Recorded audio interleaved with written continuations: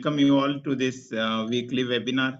We have this every Tuesday, 4 to 5 p.m.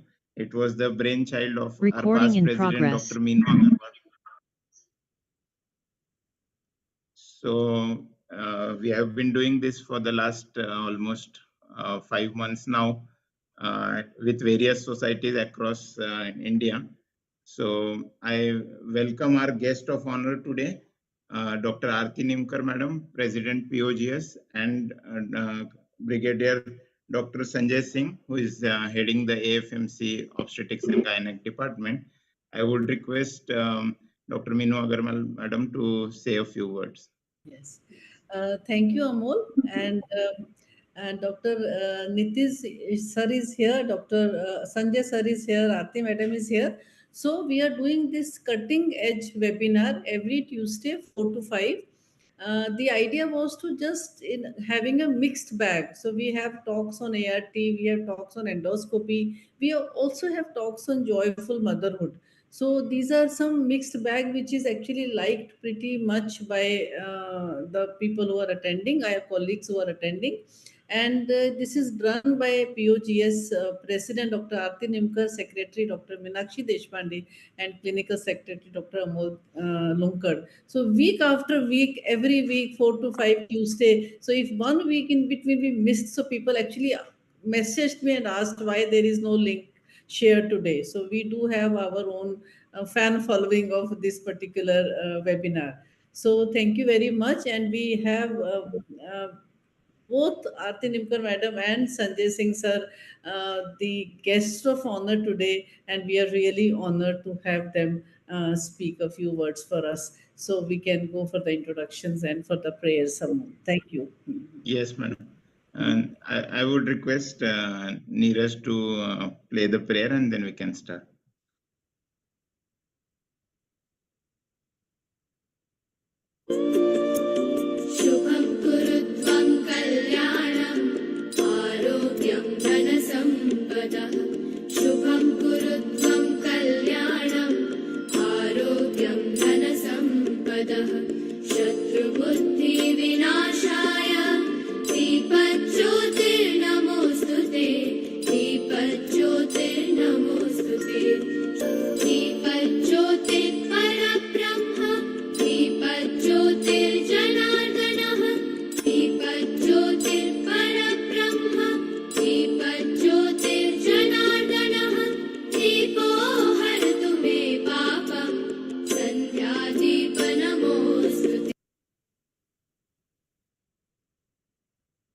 So once again, I welcome all the faculties and the delegates, and it's a privilege to have both the guest of honor. I would request our Secretary, Madam Dr. Meenakshi Deshpande, Madam, to introduce our guest of honor, Dr. Aarti Nimkar, Madam. Oh, thank you. 2 lines. 2 lines. Okay. Are we having a slide today for this? No, madam, no. Don't read the slide. Aarti Nimkar is the senior most. Yeah, she is the youngest, I can say, POGS member presently, and she is a doyen of fitness and dietary, all recipes sort of. She's expert in all the recipes and the fitness therapies, which we advise to the patients that she preaches. Whatever we follow, what we preach, and that is the principle of her life. She was the past president of IMA Pune, and she was the treasurer of ISAR. She was also a recipient of many awards like President's Appreciation Awards of IMA, Corona Warrior Awards of IMA, and at present she is the present sitting president of Pune Obstetrics and Gynec Society. So I would welcome Dr. Aarti Nimkar Madam to this webinar. Our second guest of honor today is Brigadier Sanjay Singh. He is professor and HOD of the Obstetric Gynec Department at AFMC. Sir has several military and civil awards to his credit, and basically he has had appointments as head of various units across Pune, Jalandhar, Jhansi, Delhi, He has 64 research projects and publications, 125 citations to his credit. He has chapters in various books, more than 10 chapters. And he edited a book on recent advances in contraception, also on labor room protocols. He also has to his credit a Hindi poetry book.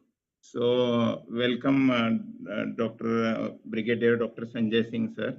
So I would request our guest of honor both to give their blessings and their comments for this webinar. Starting with Nimkar, madam.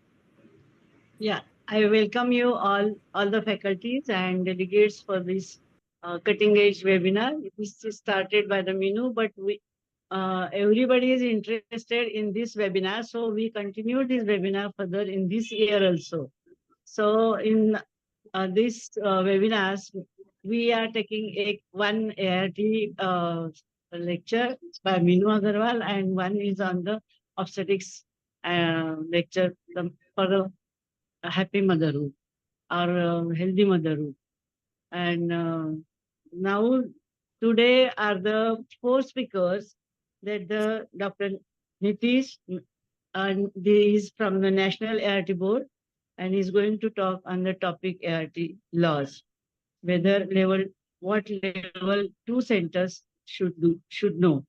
And second talk by the Minu, she is talking on the asynchronous follicular growth and the dilemma of the follicular growth. And Amol is going to talk on the individual endometrial preparation, individualized endometrial preparation in FET cycles. And Meenakshi is going to intrapartum care in joyful motherhood. So I think it will be the very good session of the 4 lectures, and the chairpersons are for also two chairpersons for the each lecture we are having. And I wish the Minu to have the maximum odds to win the VP of the Foxy, and wish you all the luck. Thank you. I would also request all our faculties and our delegates to vote for Dr. Minu Agarwal for her vice presidential candidature, West Zone, Foxy. Thank you, Aarti madam, for these kind wishes. And yeah, thank you very much. Brigadier Sanjay Singh, sir.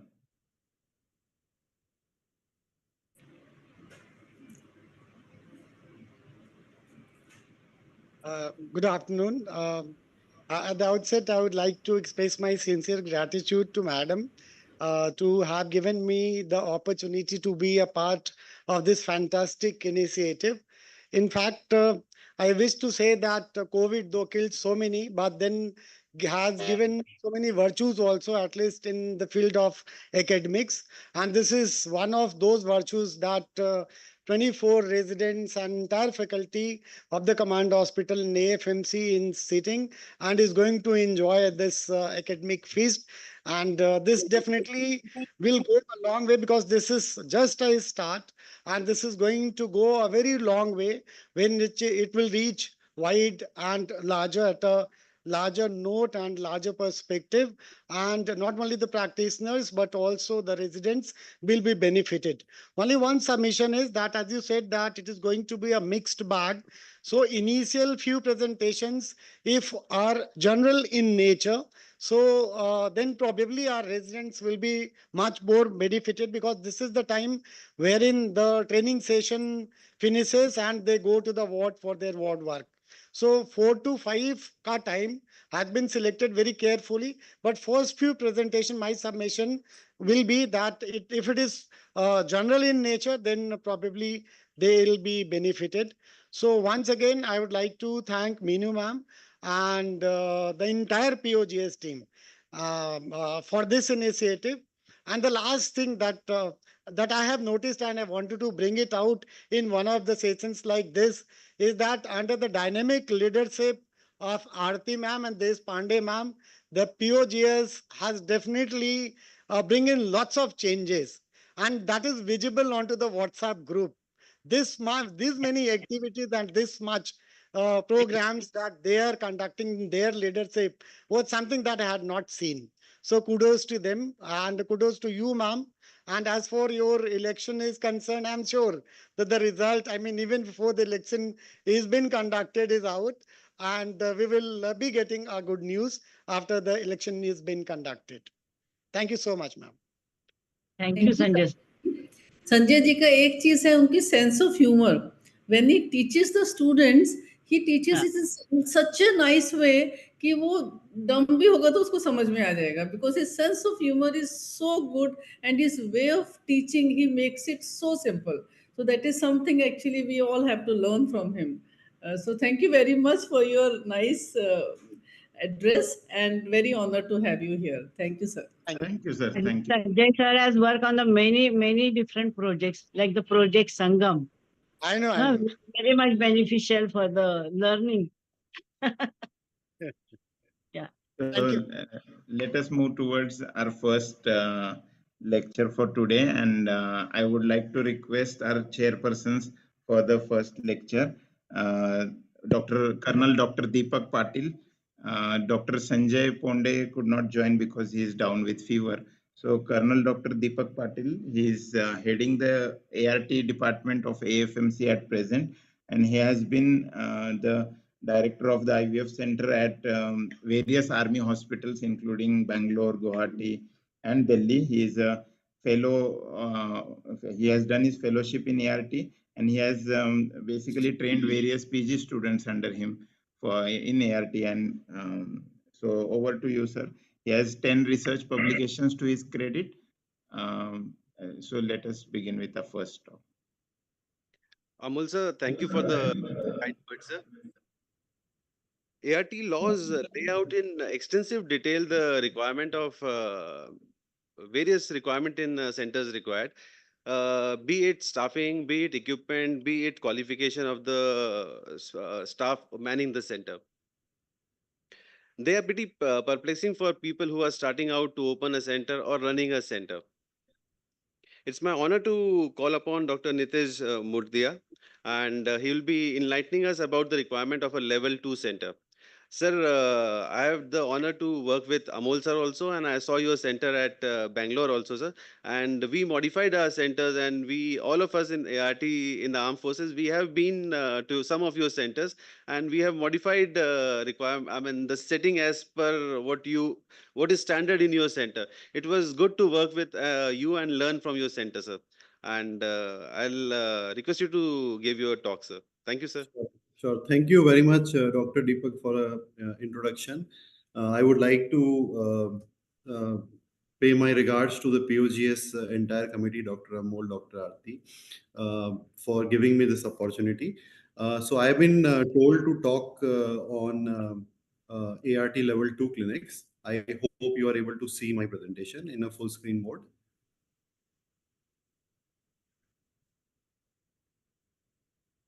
Yeah, it is visible. The slides are visible, but not full screen.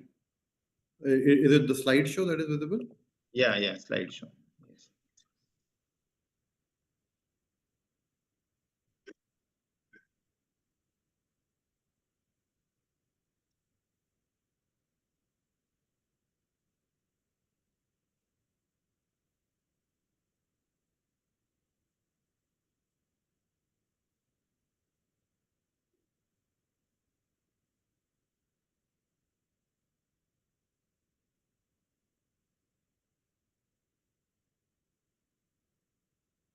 Is it visible completely or not yet? Not yet. It is still in the. It is not in the slideshow. Okay.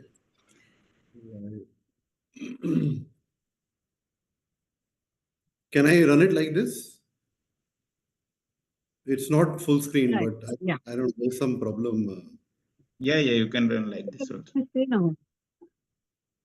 Okay, so Yes. what I will try to do is You go on the slideshow, upper home, insert, draw, design, transition, animation slideshow. If you go to the I slideshow, did that, but there is some problem. So I am seeing a slideshow, but I think on the screen it's a presenter mode. Yeah, the slides are very well visible actually. No It is problem. visible? Okay. Yeah. Anyway, so I would like to start, from the very basics. So people who are, planning to apply for a ART license or planning to start a center, let me cover that part also. And it will be a good revision for people who already have a ART center, especially in terms of, the documentation that you need to maintain at your clinics, as well as, the intricacies of different law points which are put in the act. I'll try to cover all those law points. So it's a good revision for people who already are running a center. And for new people, it is obviously something you need to know. So let us see what the government has changed. So they have come up with a level 1 clinic and a level 2 clinic. Level 1 clinic, as per the act, it is only clinic where a IUI procedure can be carried out. Level 2 clinics can carry out both IUI and IVF procedures. And they have a different set of requirements. So let me cover the level 2 requirement. So there is a requirement for minimum 1 gynecologist, 1 anesthetist, 1 embryologist, 1 counselor. The director is optional. Andrologist is also optional. So this is a staff requirement for a level 2 center. Going into each of their qualifications. So when it comes to gynecologist, a gynecologist should be a postgraduate in OBGYN. She should have, or he or she should have, a minimum experience of 50 ovum pickups and must have worked 3 years in a ART center under supervision, right? So this is the first requirement. But if a candidate has done a fellowship in reproductive medicine, then the candidate does not require 50 ovum pickups record. They can just have a 3 years experience working in an ART clinic under supervision with a fellowship in reproductive medicines, and they would be actually qualifying for a gynecologist for a level 2 center. When it comes to embryologist, there is a whole set of norms. Mostly the candidate has to be a postgraduate in clinical embryology. And then he or she should have a working experience of 3 years in a ART laboratory. Or if they are a PhD holder, they need to have a project in clinical embryology or assisted reproductive technology. And they should have 1 year working experience in an ART laboratory. If they are an MBBS or veterinary graduate, they need to have a postgraduate degree in clinical embryology, and then they need to have 2 years experience working in an embryology lab. And if it is a postgraduate in life science or biotechnology, they need to have minimum 1 on-site training experience. And over and above this, they need to have 4 years working experience in a ART lab.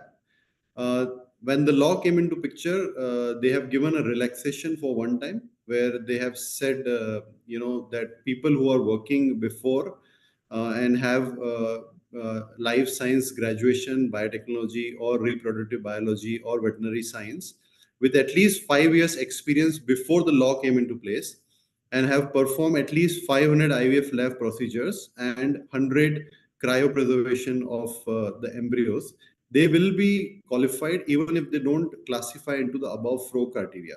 But after the law came into place, all these 4 criteria has to be fulfilled. So if anyone is opening up a center, make sure that you have an embryologist who qualify to the above 4 criteria.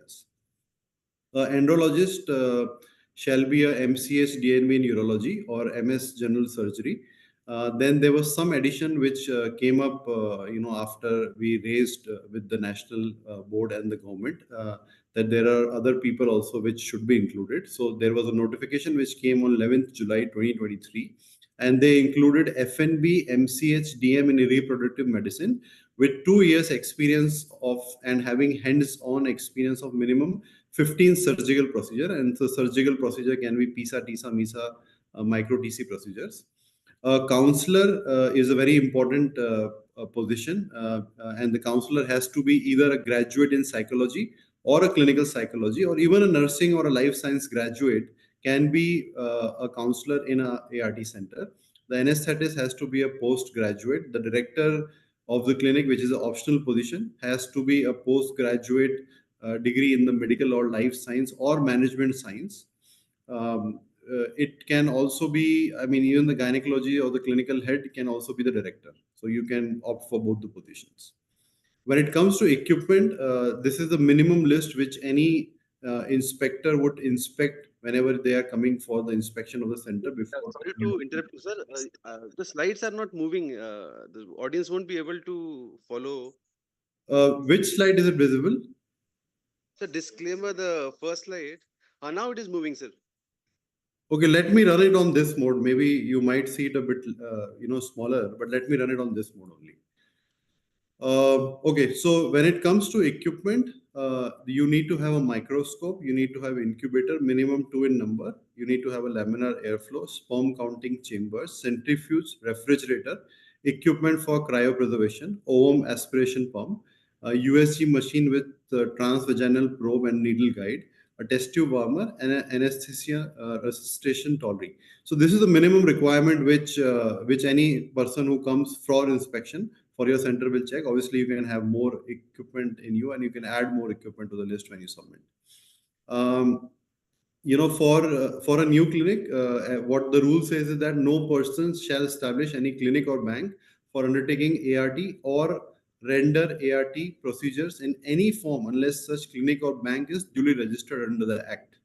And for existing clinic, which were already operating before the law, it says that every clinic or bank which is conducting ART partly or exclusively shall within a period of 60 days from the date of establishment of the National Registry apply for registration, provided that such clinics or banks shall cease to conduct any such counseling or procedures on the expiry of 6 months from the date of commencement of the Act, unless such clinics or banks have applied for registration or is so registered separately or till the application is disposed of, whichever is earlier. So there will be a lot of clinics who might have registered but have not received the registration as of now. But if you have registered, you can run the clinic as it is. There is a website called registry.artsurrogacy.gov.in where you can register. There are 3 different types of application. There is ART clinic, there is ART bank, and there is surrogacy clinic. So there are 3 different options which you can select from. A typical form, if you select a clinic, would look something like this. You can select the director, you can, put your staff member's name. Here it is written gynecologist, anesthetist, clinical embryologist, andrologist, and counselor. You can put in more if required. Point number 7, 8, 9, and 10. This is where you fill the right pointers, because this same form will be used for a level 1 and level 2 clinic. So make sure that you select the right treatment option that you are offering for the patient for a level 1 clinic versus a level 2 clinic. You have to pay a fees of 2 lakh rupees for a ART level 2 clinic. Once you pay the fees, so basically you fill the form online, you take a printout of the form, go to the local PCPNDT or a CMHO or the appropriate ART authority, submit them this form, and then they will ask for a fee of around 2 lakh. This fee is valid for a registration, which is for the 5 years. After 5 years, you again have to pay this amount and get your registration renewed. Whenever there is an inspection schedule, make sure that you maintain a file of complete degrees, registration, qualification, and also maintain, bill of purchase of all the equipment which is required as per the ART Act. The registration has to be displayed as a conspicuous place, which is similar to the PCPNDT Act, that you will have to display the registration at a place which is visible. So mainly in the reception area. In case if your application is rejected, they will have to give you in writing the reasons for rejection, and they will also give you an opportunity to complete if there is something missing, and you will also be given an opportunity of heard. If you're not given an opportunity of hearing and they reject your application, you can go to the state against the authority. This is a portal which is artsurrogacy.gov.in. You have all the information, all the notification, all the law points, everything that is released when it comes to ART will be available on this particular website. You can go and access this website and get all the recent notification and changes in the Act. It also has the committee authority, for different states listed here. So let us look at what is ART. What does ART mean? ART means a technique that attempts to obtain a pregnancy by handling the sperm or oocyte outside the human body and transferring the gamete or the embryo into a reproductive system of a woman. ART clinic is a premises which is equipped with all these requirements and can carry out all the procedures. The commissioning couple is an infertile married couple, which means that as per the Indian law or the Indian Act of married couple, only the couples who are married as per the Indian norms can only go for a ART or a surrogacy treatment for LGBTQ and other types of live-in relationships. They cannot avail a ART procedures. The single people are allowed, which I will cover later on. Single woman can go for a ART technique or a treatment, provided she's of the right age.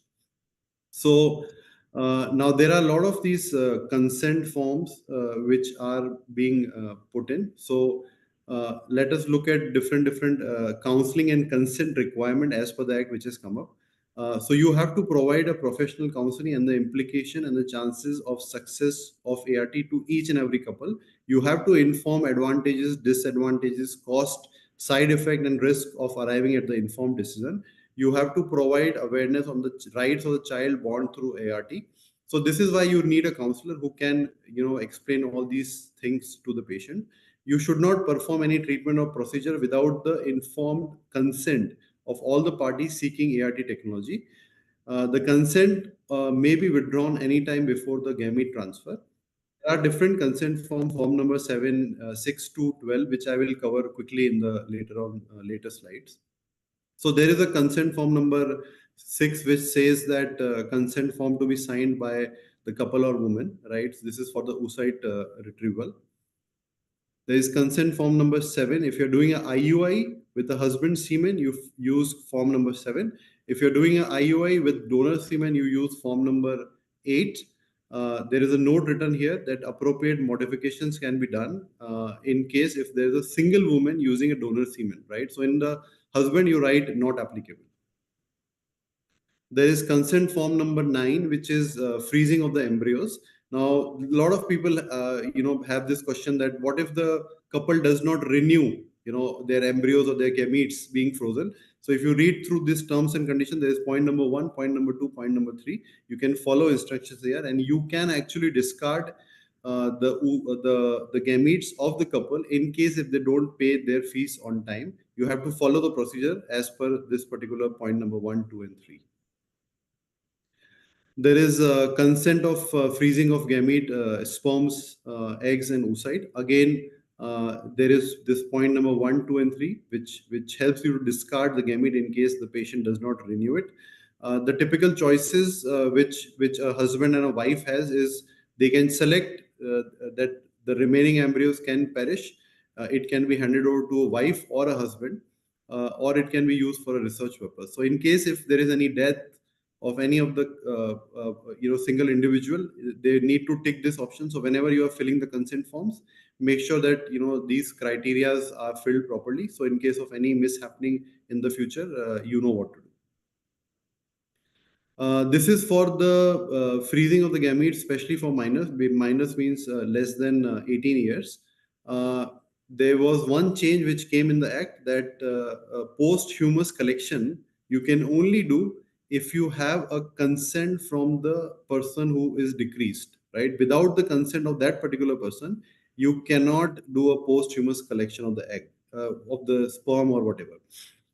And especially for cases where there is a chemotherapy required and they need to freeze, below the age of 18, you can use form number 11 and do egg pickup or sperm collection of these patients before they go for a chemotherapy.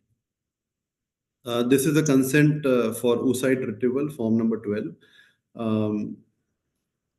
Now here also, if you see here, it says consent of husband as and if applicable, right? So for a single woman, you just say not applicable here in husband section. Now let us look at the clinical aspect. Who actually can go for a surrogacy and what are the ART and what are the requirements? So first and foremost is there is the age bracket. Female has to be from 21 to 50. The male has to be from 21 to 55. Ideally, a clinic should maintain the age proof with them, because the couple will come and say any age. But for your security, the Act does not say that you have to maintain an age proof, but you should maintain some age proof just for your safety and your record. And if an authority comes and wants to screen the documents, you should be able to give them a proof. The one change that has happened is this new thing, which is the ART bank, which has come into place. So all the donor sperms, you have to take it from a registered bank. A woman shall not be treated with sperm derived from more than one man. So it has to be only semen sample from one particular donor to be used on a single female. You cannot mix sperm of two individuals. You have to store your storage has to be proper. You need to make sure that it is secured. There is a proper recording and there is identification. This is something which the authority can also check your containers to see that as per the 28(1) law point of the Act, it is qualifying to these particular conditions. All the unused gametes should be stored and should be used only on the same couple. You cannot donate oocytes of a couple to the second or the third couple. Any sale of the gametes or any movement thereto within or outside India shall be prohibited, and only in case of own sperm or embryo, it has to be done with the permission of the national board. Typically, this process takes 4 to 6 months. So whenever there is a shifting of the embryo happening, please inform your patients that it will take 4 to 6 months, so that they don't get jittery that why is it taking so much time. It's a process. It will take around 4 to 6 months. The clinic shall not cryopreserve embryo gamete without the written consent of all the parties, with specific instruction in case of death or incapacitation of all the parties. So as I indicated on the consent form, make sure that you fill all the check boxes. So in case if there is any death or incapacitation, you know what to do, and the person has already consented for it. In case of oncological patients, ideally the preservation or the cryopreservation cannot be done for more than 10 years. But the Act has put up this point number 13B, which gives this flexibility to onco-fertility patient that if they want to keep it for a duration more than 10 years, they have to take a special permission from the national board, and then the extension can be given for a particular case-to-case basis.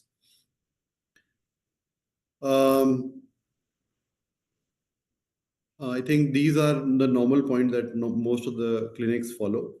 There's a restriction in terms of the number of embryos that you put into a patient. You can put maximum of 2 embryos, and in few selected cases you can put up to a maximum of 3. So as per law, you cannot transfer more than 3 embryos in any of the patient. 2 in a normal case.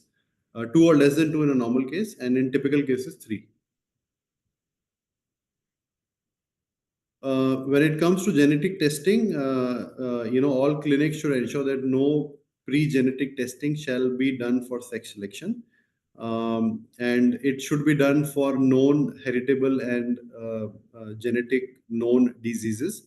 And then there was a notification which came up in June 2022, which says that even for certain medical condition, which the Act does not specify, but when medically indicated, you can use the PGT technique. Now, looking at the bank, who will be determining the eligibility of the donors? It will be the bank. The female should be, the females who are donating oocyte should be between the age of 23 and 35. Both inclusive. They can be anonymous, they can be related, they can be married, non-married, have child, not child. There are a lot of these questions, queries, concerns which a lot of people have. But a very simple way to remember this is make sure that you only check them on the age. If they are from 23 to 35, you don't check anything else, and you go ahead with recruiting them for donation. And the same thing for a male from 21 to 55. If they qualify this age bracket, you don't have to think about anything else. No anonymity, no confidential. Confidential is there. No anonymity. Anyone can donate. Relative, married, non-married. Forget about everything. Just focus on the age. There are 4 minimum tests which are required for the donor, which is HIV, hepatitis B, hepatitis C, and VDRL. The bank will have to maintain name, Aadhaar, and address of all the donors. and there has to be a confidentiality maintained. Now, there was a lot of confusion with confidentiality. Let me clear that confidentiality term also.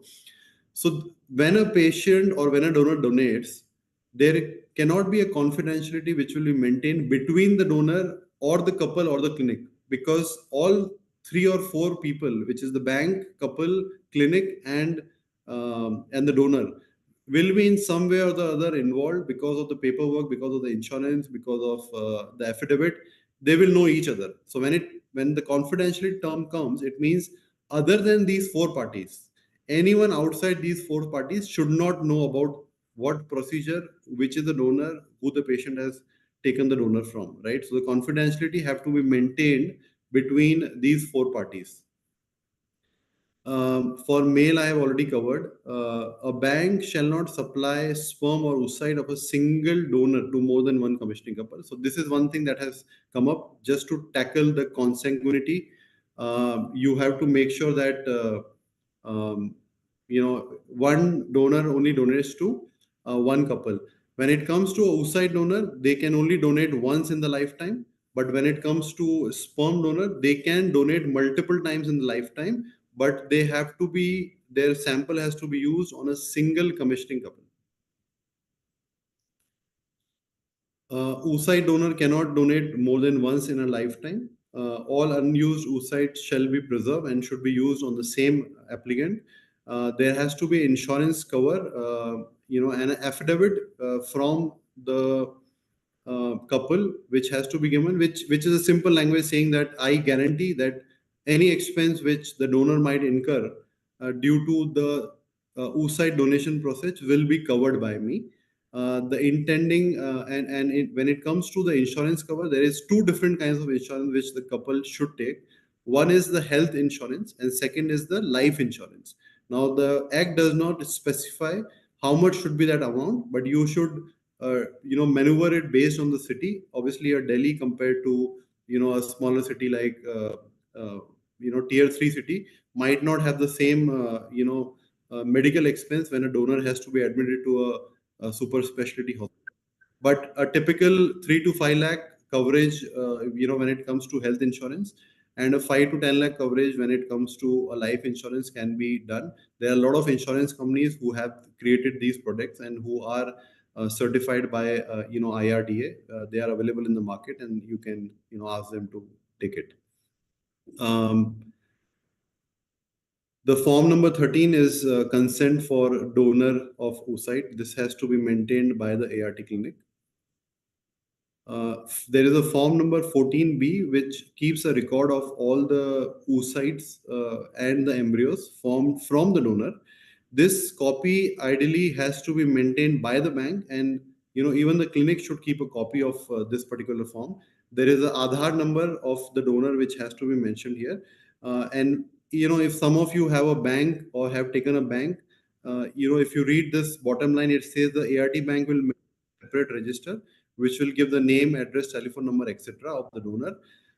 And this will match with the donor ID mentioned above. The register will be kept in a safe under lock and key, and it will be accessible only to a small number of persons in the ART bank who will sworn on oath to maintain the above identity secret. So ideally, whoever is the staff who is working in the ART bank should also sworn on oath, means they need to put on affidavit with notarized affidavit saying that we will not disclose identity of any donor to anyone outside, just to maintain the confidentiality. So you will have to maintain a database. The National Registry is in the process of getting established. So a lot of these states have come up with their own formats for us and asking clinics to submit at the end of month, similar to the PCPNDT. But I think maybe in a year or two, there will be a national registry which will be established, similar to the PCPNDT, how we go on an online portal and submit all the documents. Similar way, this will be done. When it comes to record keeping, you will have to maintain the record for a minimum of 10 years period. In case if a clinic shuts down before the 10-year period, you will have to submit all the records to the National Registry. And if there is a court case which is going on against the clinic, you will have to preserve the records till the court case gets over. Right? So this is in terms of the record keeping. For search and seizure, the ART bank, they will have to allow inspection of the equipment, the records to national board, to national registry, state board, appropriate authority, or any officer authorized on this behalf, similar to how the PCPND law is.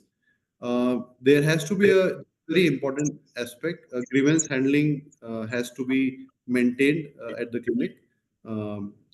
Dr. Amol, is the time over? I'll just finish it in 2 Yeah, minutes. you can take your time. No problem.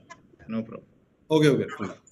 Yeah. So grievance handling, it does not say that which member or how many members have to be a part of this particular committee, but you can make a 2 to 3 member committee. You should have a form. You should have a form by submitted,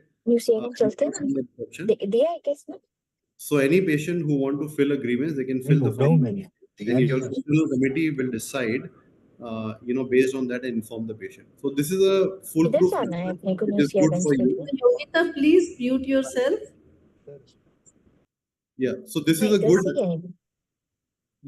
thing for the clinic, because the patient can first approach you before approaching a state board or a state authority. And if the patient directly approaches the state authority, you can actually tell them that, they did not file a grievance, and they don't give us the opportunity to solve their grievance, and they have directly approached to you. So please please tell them to first fill the grievance, report, so that we can examine it and we can give our committee, recommendations. And if they are not happy with that, then they can approach the state or appropriate authority. In case if any clinic is suspended, you can go to the state. In case of a union territory, you can go to the central government. There is a form which I think will come later on. I'll show that form. Let us just quickly look at the penalties. If you contravene any of the provisions of the Act, there is a punishment of around 5 to 10 lakhs for the first contravention. And if you again repeat it, which is a subsequent contravention, there will be an imprisonment of 3 to 8 years and a fine of 10 to 25 lakhs. Who will be liable for this punishment? It will be the executive head of the clinic, who shall be deemed guilty of the offense and should be liable to be prosecuted against and punished accordingly, unless he proves that the offense was committed without his knowledge. So make sure that there is a SOP in place for each and every steps that you do in the clinic. What a embryologist has to do, what a nurse has to do, what a counselor has to do, what a doctor has to do, so that in case if any mishap happens, you can say that I have maintained the proof of training of all the staff. There is a SOP which exists, and I have done everything possible to make sure that the staff is provided the required tools and the necessary SOPs to act in a certain way. But if someone does not act in a certain way, I should not be penalized for it. And let's say while doing the investigation and while the whole case is going on in the court, if the court feels that there is one more officer who's responsible other than the executive head, even that officer is deemed to be charged guilty against such offenses and punished accordingly, right? So the court will go even ahead of the executive head if they find there is some other person who is responsible for it. This is the form number 4, which is appeal against the authority. In case if your application is rejected, there is a form number 4. You can fill that form and apply to the state government. There are a few notifications which come, I think most of it you might be knowing, but let me just quickly cover it. So, when the Act came into place, it said that there were only 7 oocytes which you need to retrieve from a donor, especially. And there was a lot of concern, which we also highlighted to the national board, saying that it will be harmful for the donor, because if you leave oocytes or the follicles inside, there will be chances of OHSS. And we explained them the medical, nuances of that particular thing. So obviously they could not change the Act because it was a part of the Act. But what they included is this extra line, which is said that provided that clinics shall retrieve all formed follicles. Now there is a confusion among various clinicians that, let's say if we retrieve 12 follicles, what should we do with the 12 follicles? Should we only use 7, freeze 5? Should we use 12, or what should be done? See, the thing is, why this particular 7 oocyte thing was put in the law. This is for the safety of the donor, to restrict the number of oocyte the whole thought process was that you don't hard stimulate the donor so that there is not too many number of follicles being formed, and hence you do a mild stimulation, so there is less, 7 or less oocyte, so which is for the safety of the donor, and that is why there is a provision of insurance for the donor. Now, once you have this particular thing, which is provided that clinic shall retrieve all formed follicles, once the follicles is out, the number of follicles that you fertilize has no influence on the safety of the donor, right? So whatever follicles you retrieve, you can fertilize all of them, freeze the embryos, or if your clinical protocol says that I need to do 7 oocyte fertilization, rest of the oocyte I need to freeze, do it as per your protocol, but your fertilization has nothing to do with the safety of the donor once the follicle is out of a donor. So just make sure that you do a mild stimulation, so you don't overstimulate the donor, because if the donor ends up into a situation, obviously the first thing that will be checked is what is the dosage of the injection that you used on that particular donor. There was one more thing which came up, as a part of the notification, which says that you need to use at least 1 to 2 embryos to transfer, and only for few exceptional circumstances, which is advanced maternal age, recurrent marriages, or recurrent implantation failure, you can use up to 3 embryos. This is a notification which added, extra people in the system who can be an andrologist. So I think this was, much needed, because the number of urologists actually doing andrology work are less in India. This is the same notification of oocytes. Yeah, so this was a very recent one, which came after the Supreme Court ruling when it came to surrogacy, where Supreme Court has said that for the donor also the surrogacy should be allowed, to which the central government has acted and came up with this particular notification, which particularly reads that in case if the district medical board certifies or feel necessary that in a surrogacy procedure, if one of the gamete has to be donor, they can allow that particular provision. If they feel that there is certain medical condition which necessitate that a donor gamete has to be used either for a female or a male, they can allow that kind of surrogacy procedure. But when it comes to a single woman, which is divorcee or widow, who can undergo a surrogacy procedure, they must use self-act, because she anyway has to use a donor sperm, right? So for a single female, she has to use self-act. For a couple, there can be an option of using one donor gamete. I think that's pretty much from my side. Sorry, I took a bit long time, but if there is any questions, I will be happy to do. Thank you. So thank you for the detailed talk, sir. I have a question, sir. Does this bill and does the act lays out infrastructural requirement and dimension of the rooms required, if there is any clause in this? Because people are planning to open a new center or upgrade to a level 2 center. What are the requirements for infrastructure, sir? So there used to be some requirement which was as a part of the initial draft bill, but there were a lot of recommendations from doctors and society. So eventually, this particular aspect of the bill was removed. There is no infrastructure required. There's only an equipment requirement and staff requirement as per that. Yes. Dr. Nitish, that was a brilliant talk, very clear. I mean, you were so clear about what you are telling us. Only one question I have. You mentioned, is there a disturbance, Amol? Yeah, there is some. There is some disturbance. Can others mute just to check? Yeah, now it's fine. Okay. See, there was people are thinking ki whether 50 OPUs are enough or they should have 50 ovum pickups with 3 years of working in an ART clinic. This is always a confusion for this. So let me clear it. See, 3 years is a minimum requirement. This is a must. Over and above 3 years, you need to have 50 ovum pickups. This is case number 1. The case number 2 can be you have 3 years of experience and you are also a fellowship candidate. Fellowship in then you don't need a 50 oocyte. Yes.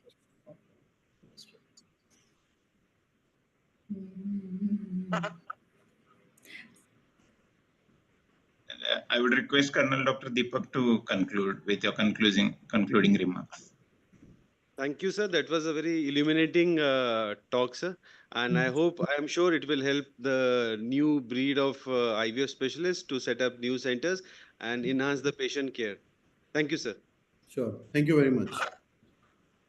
Yeah, thank you, Dr. Nitish, for your enlightening talk. And let us move towards our next topic. Dr. Meenu Agarwal, madam, would be speaking on asynchronous follicular growth and dilemma. And I would like to invite the chairpersons for the same. Dr. Yogita Parihar, she is a senior IVF consultant from Indore. She is center head of Indira IVF Indore. And along with her, Dr. Nihar Bhoi is basically senior IVF consultant from Bhubaneswar, and is also heading the Indira Fertility Academy, the academic wing of Indira IVF. So over to you both, chairperson, for the further. Thank you so much, Dr. Amol. Now I'm introducing our next speaker, Dr. Meenu Agarwal. She is an immediate past president, Pune Obstetric and Gynecology Society, and she awarded with many awards like India's Greatest Leader by Asia One, Icon of Health by Times Group, and Foxy Champions of the Foxy Award. So now I am handing over to Dr. Meenu Agarwal. Please, ma'am.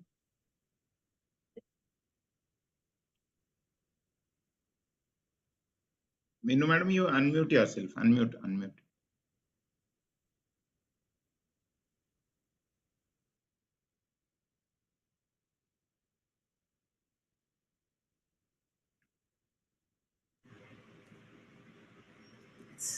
Yeah. Is my screen visible? Yes, visible. Okay. So, good evening, everyone. After this very, I can say brain-opening cerebral talk from Dr.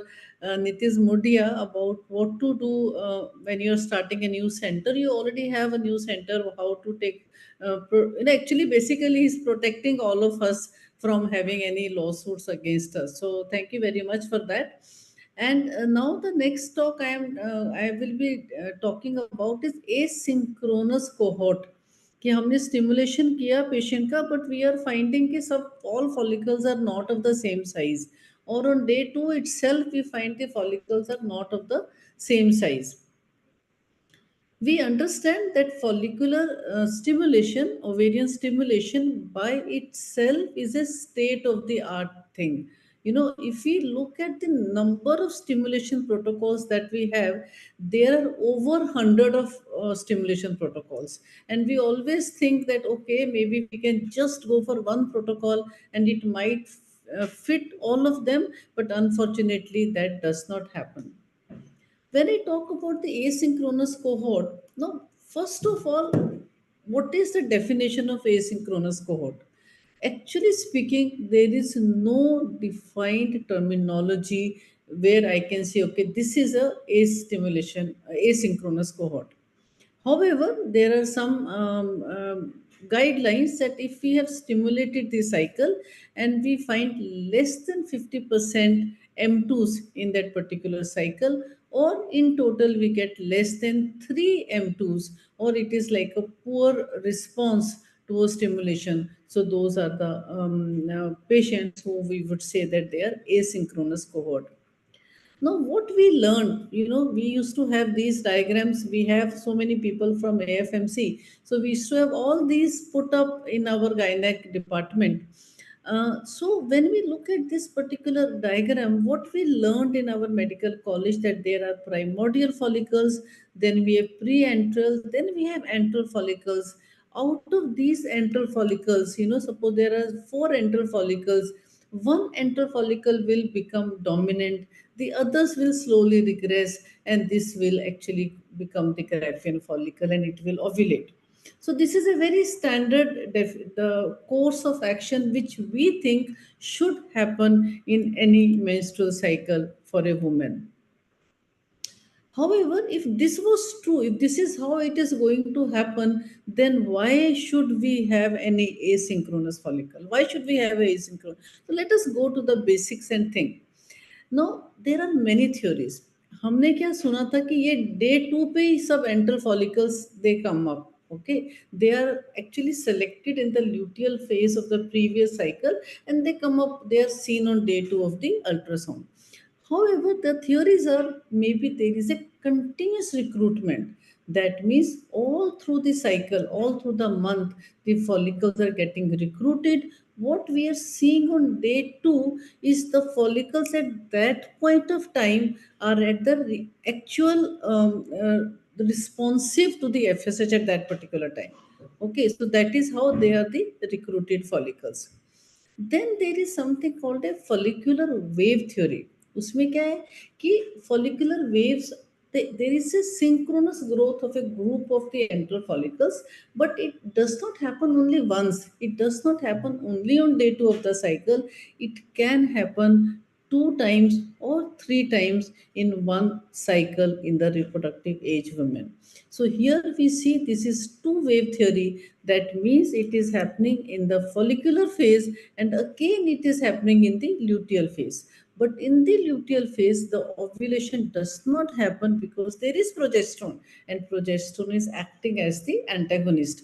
That was the actually the reason, the thought behind it, to start progesterone as an antagonist in the follicular phase. That means if we give progesterone in the follicular phase, it will actually act as an antagonist and it will not let the LS surge come. So these are the theories, and there is a three-wave theory. That means follicular phase में एक आया, दूसरा आया, and then again we have one in the luteal phase. So these are the various theories. So the theory is that 2/3 of the women, they develop two follicular waves in an menstrual cycle, and 1/3 of the women may develop 3 waves of the follicular development.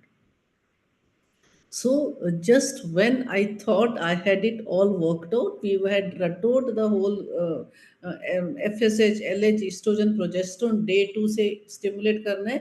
Suddenly the new theories have come, and we are now again confused at a higher level.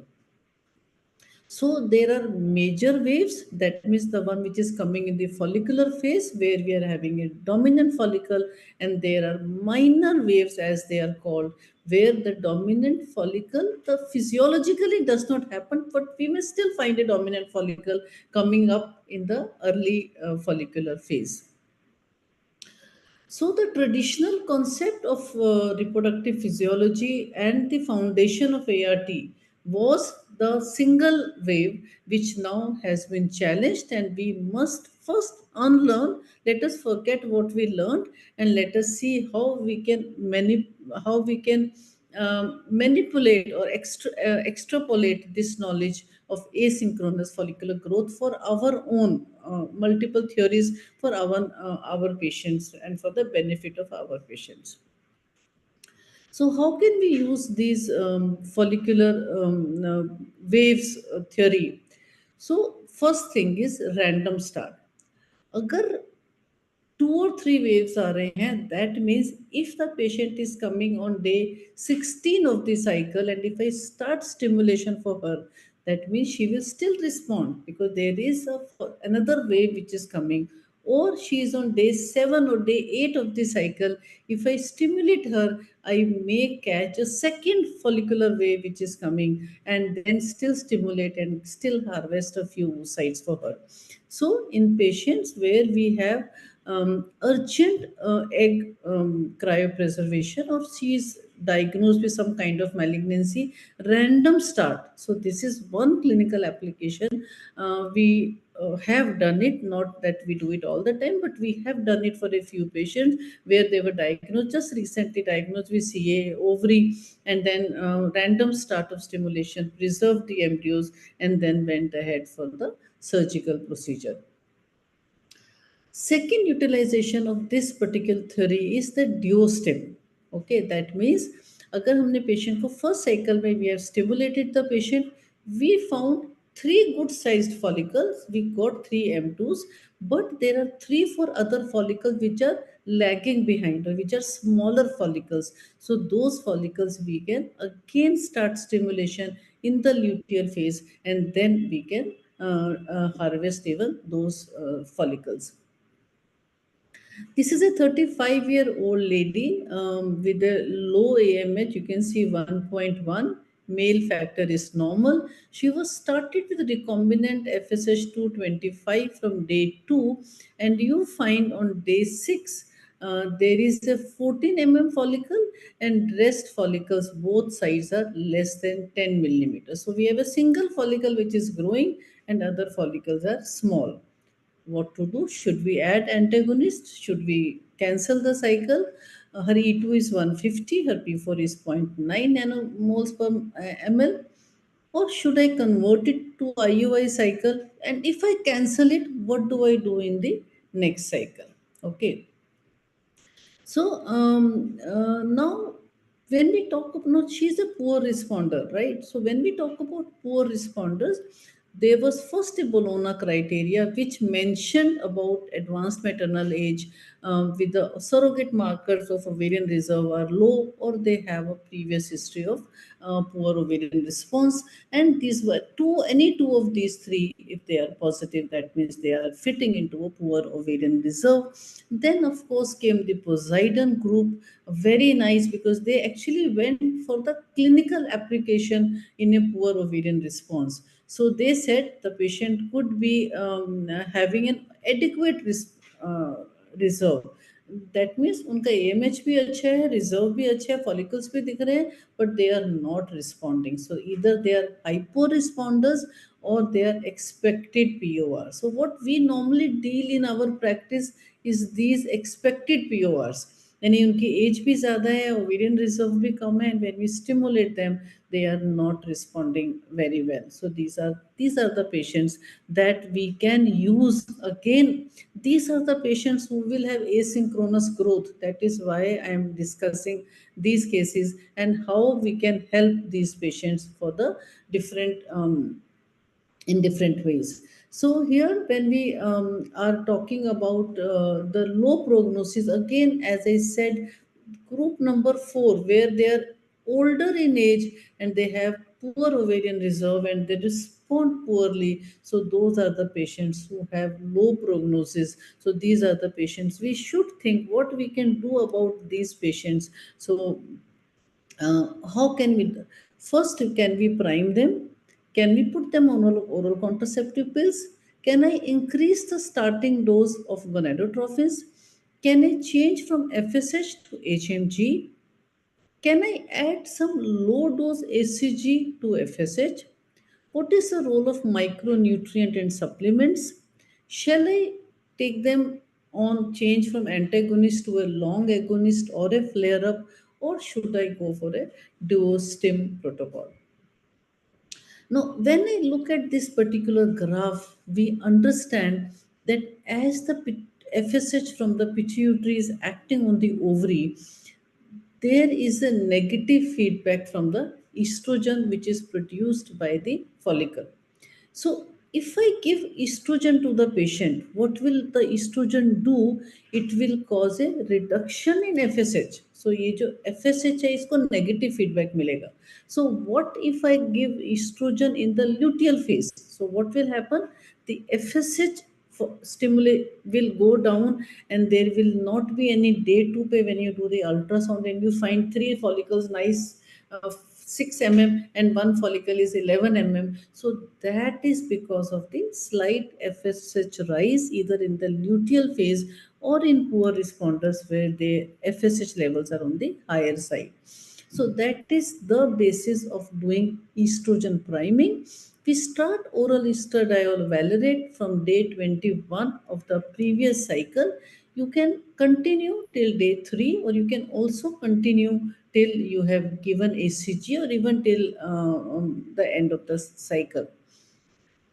Now we understand that luteal phase FSH will start rising for second wave, and this estrogen will suppress this FSH. Okay, and then from day 3 we start, or day 2 we start with gonadotropins, go for the antagonist protocol. You can either go for a fresh embryo transfer or go for a segmented or a frozen embryo transfer. And Amol is going to talk about how to prepare the endometrium for a FET cycle.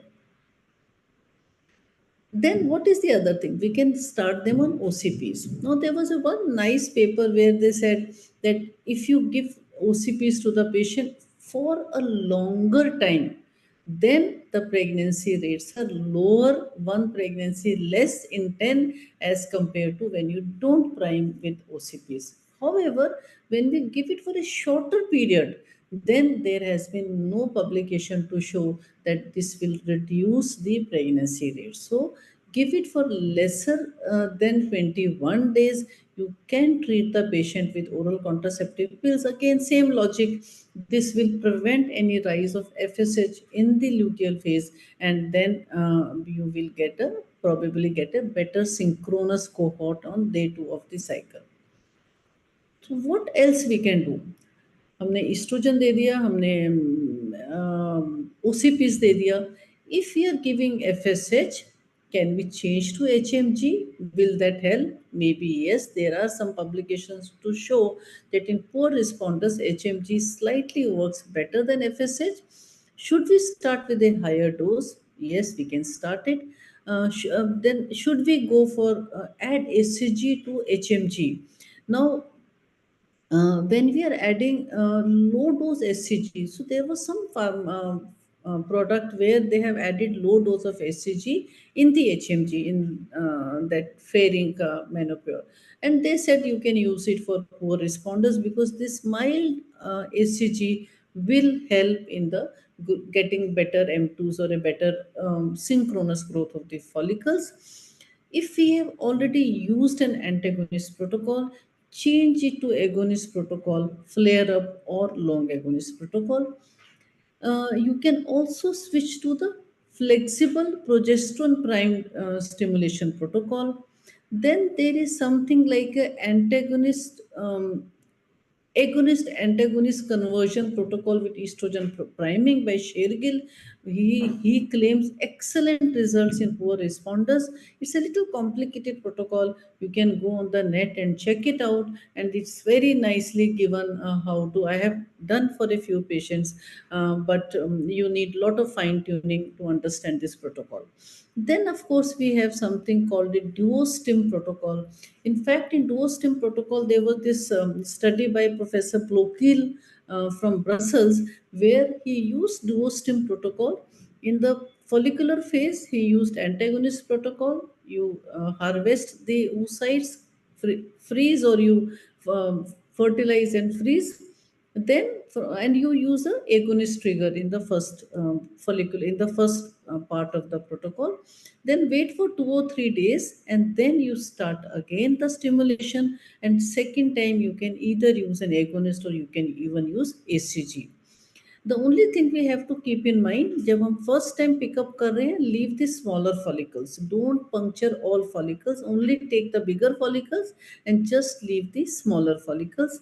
Or if you have only 3 big follicles on one side and 2 on the other side, there are no small follicles, then the duostim will not work for that patient. Even if you have counseled her for duostim, we should go for the single cycle because there are no smaller follicles which are going to respond. Then there was a landmark paper in Eshrey where मतलब उन्होंने उल्टा कर दिया. उन्होंने पहले luteal phase stimulation they started, they gave an agonist trigger, then they went for a follicular phase in the next cycle stimulation with an HCG trigger and fresh embryo transfer.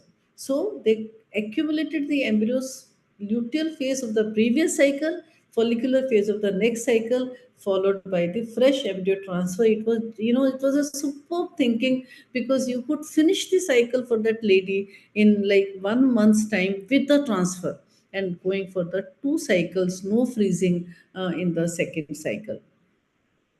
So again, whenever we are getting a asynchronous growth, Always in antagonist protocol, you may find a bit of heterogeneous follicular development.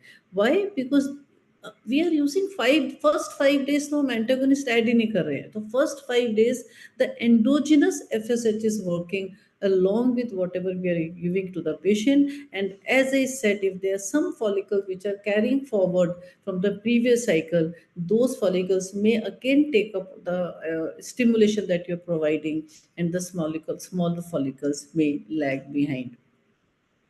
So this duostim we already discussed. Again, can we give CoQ10, DHEA, testosterone gel? I think these three have some positive effect on these patients, and this can be given to these patients. So whether we can give androgen modulating agent, there is one landmark paper, very good paper on aromatase inhibitors also, letrozole for these patients. I have not used letrozole, but there are some papers and you can go through them. तो suppose हमको 1 या 2 dominant follicle दिख रहे हैं, बाकी छोटे हैं, तो should I think I should wait for 2 more days or 1 more day? Maybe I give HMG for 1 day and I'll get even the smaller ones will come up. Okay, is it? I mean, we all of us would think like that. However, they said that this was again a good paper which said that when we delay the SCG administration, it just adds more days, but it does not increase the clinical pregnancy rate or the live birth rate. So ASHRA guidelines are very clearly say that 16 to 20 mm is the size when you should go ahead for the follicular puncture, and that will give us the best outcome. This is another patient where her AMH is okay, and on day 2 we find a 16 mm follicular cyst on the left side. Abhi, should we go ahead? Should we cancel? Should we put her on oral contraceptive pills? What to do next? We see it all the time. So one option is that we cancel. Second option is, while we are canceling, we put her on again a contraceptive pills for 21 days. Cyst aspiration is another option which can be done, or we can do the E2 values. If the E2 values is less, if E2 is less than 50, less than 100 picogram per ml, that means this follicle is probably not an active follicle. We can go ahead for the stimulation, or we can, what we do at our center, we put the patient on antagonist 2 or 3 days, and then we start with the stimulation. So these are the various options which can be looked at, and then we can go ahead for this. So this was all about the asynchronous follicles in a group. And so thank you very much. This is with Professor Sandro Esteves, who came with the Poseidon criteria, and that was the first time in 2016 that I actually heard him speak about the duostim, and that was mesmerizing talk that and understanding of the physiology that we learned from him. So thank you very much, and if there are any questions, we can take. Thank you. Thank you, ma'am. Thank you, ma'am, for this enlightening talk. You have covered almost all things about the stimulation in a right way and in short manner. So I think there is a sort of time we should be moving to further session. So Dr. Amal, is there any time to question? Yeah, we are already behind time, so maybe if one question, if you have any, we can take. Otherwise, we'll move ahead. Okay. I think So ma'am, can I ask 1 or 2 questions so that will be carrying the take-home message for all? I think few students are there also. So while we are talking about asynchronous cohort, there are 2 scenarios. One is on day 2 of stimulation, we are talking about asynchronicity. And one thing is when you started the stimulation, and maybe on day 4, day 5 of stimulation, you are finding the asynchronicity. So how do you approach the 2 different scenarios? See, अगर day 1, day 2 पे asynchronous है तो I probably would like to put the patient on antagonist. I will do the E2 values, put her on antagonist for a couple of days, and then start with the stimulation. Follicular antag you are talking about. Cetrorelix, I mean any antagonist, 0.25. Okay. But अगर day 4 or day 5, we have already started the stimulation and we find only one follicle is growing. So in that case, we should look at, if there is a previous history of a poor response, if she has done any IVF cycle before, what is her AMH values, what is her age. Generally, even if the AMH is good, if they're older age group, 38, 39, 40, sometimes we don't get many follicles coming up in a synchronous way. So counsel the patient, I would go ahead with the stimulation and retrieve how many oocytes are there for her. Duo step can be done in these patients. That means you take the bigger follicles, aspirate, wait for 3 days if she's on antagonist protocol, give agonist trigger, wait for 3 days and restart the stimulation. So that is the second option which can be given to the patient and counseled, and we can do that. That is what I would think. Yeah. Okay. So do you think addition any alteration of dose means addition of extra dose at day 5 or maybe If addition of yes, HMG or LH that helps? if I have started her on only on FSH, I probably might add HMG to it. There was again one paper which was, I think, more industry driven, where they used recombinant FSH and they added recombinant LH on day 6 for these patients. So that did give good results. So that could also be tried. Okay, ma'am. Thank you. Thank you. Thank you, everyone. So we can move ahead for the next session, Dr. Amol. Yes, yes. So I would like to thank Dr. Meenu Agarwal, madam, for this enlightening talk. And once again, I request you all to vote her for her Vice President Foxy candidature in West Zone. And You yourself is a third speaker. So Aarti madam, आप introduce करोगे अमोल को या मैं करूं? आप कर दो. Okay, okay. So the next speaker madam, is, chairpersons hai na next. oh yes, sorry. Chairperson है. So let me call upon the chairperson for the next talk, Dr. Tanu Batra. She is senior IVF consultant from Jaipur. She is heading the Indra IVF Jaipur group of centers. And Dr. Anjali Galan, senior IVF consultant from Allahabad. So welcome both of you, and over to you both. Thank you, Dr. Amol. So now we are going to have another interesting talk on individualized endometrial preparation in FET cycles. I invite our speaker, Dr. Amol Lunkar, who's a Chief IVF Specialist of Indra IVF Pune. He's a postgraduate from AIMS, founder member of Gynec Endocrinology Society, awarded with various prestigious awards, and has the credit of publications of various national and international articles. Moreover, Dr. Amol, with his extensive experience and deep understanding, resolves many queries of doctors of Indra IVF fraternity, and he resolves also most complex fertility cases, providing personalized solutions and expert guidance at every step of the treatment of the patient. So over to you, Dr. Amol. Yeah, thank you, Dr. Tanu, for your kind introduction. Am I properly audible? Yes, yes, you are. So basically, I would like to cover this topic in under the following headings. That is the importance of endometrial preparation, to review the different protocols for endometrial preparation in FET cycles and in donor oocyte cycles, to select the best strategy for endometrial preparation, and to individualize the endometrial preparation. So we know that frozen embryo transfer cycles are on a rise worldwide, and more or less several centers or several you can say clinics have a SOP now of Fizol also. So overall elective frozen embryo transfer is on a rise due to various reasons, because we want to mitigate the risk of OHSS.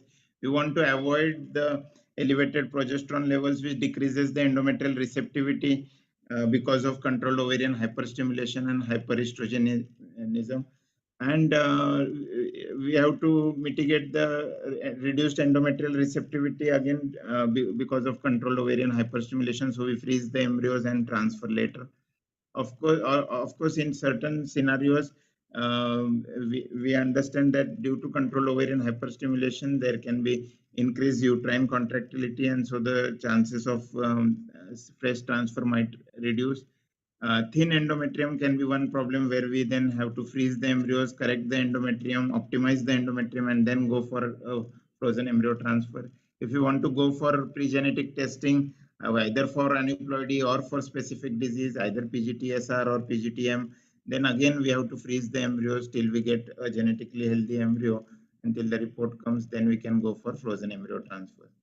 Of course, single embryo transfer is also on a rise to avoid or mitigate the complications of multiple pregnancies, and the extra embryos which are stored can be used later. So again, this causes deferred embryo transfer or frozen embryo transfer.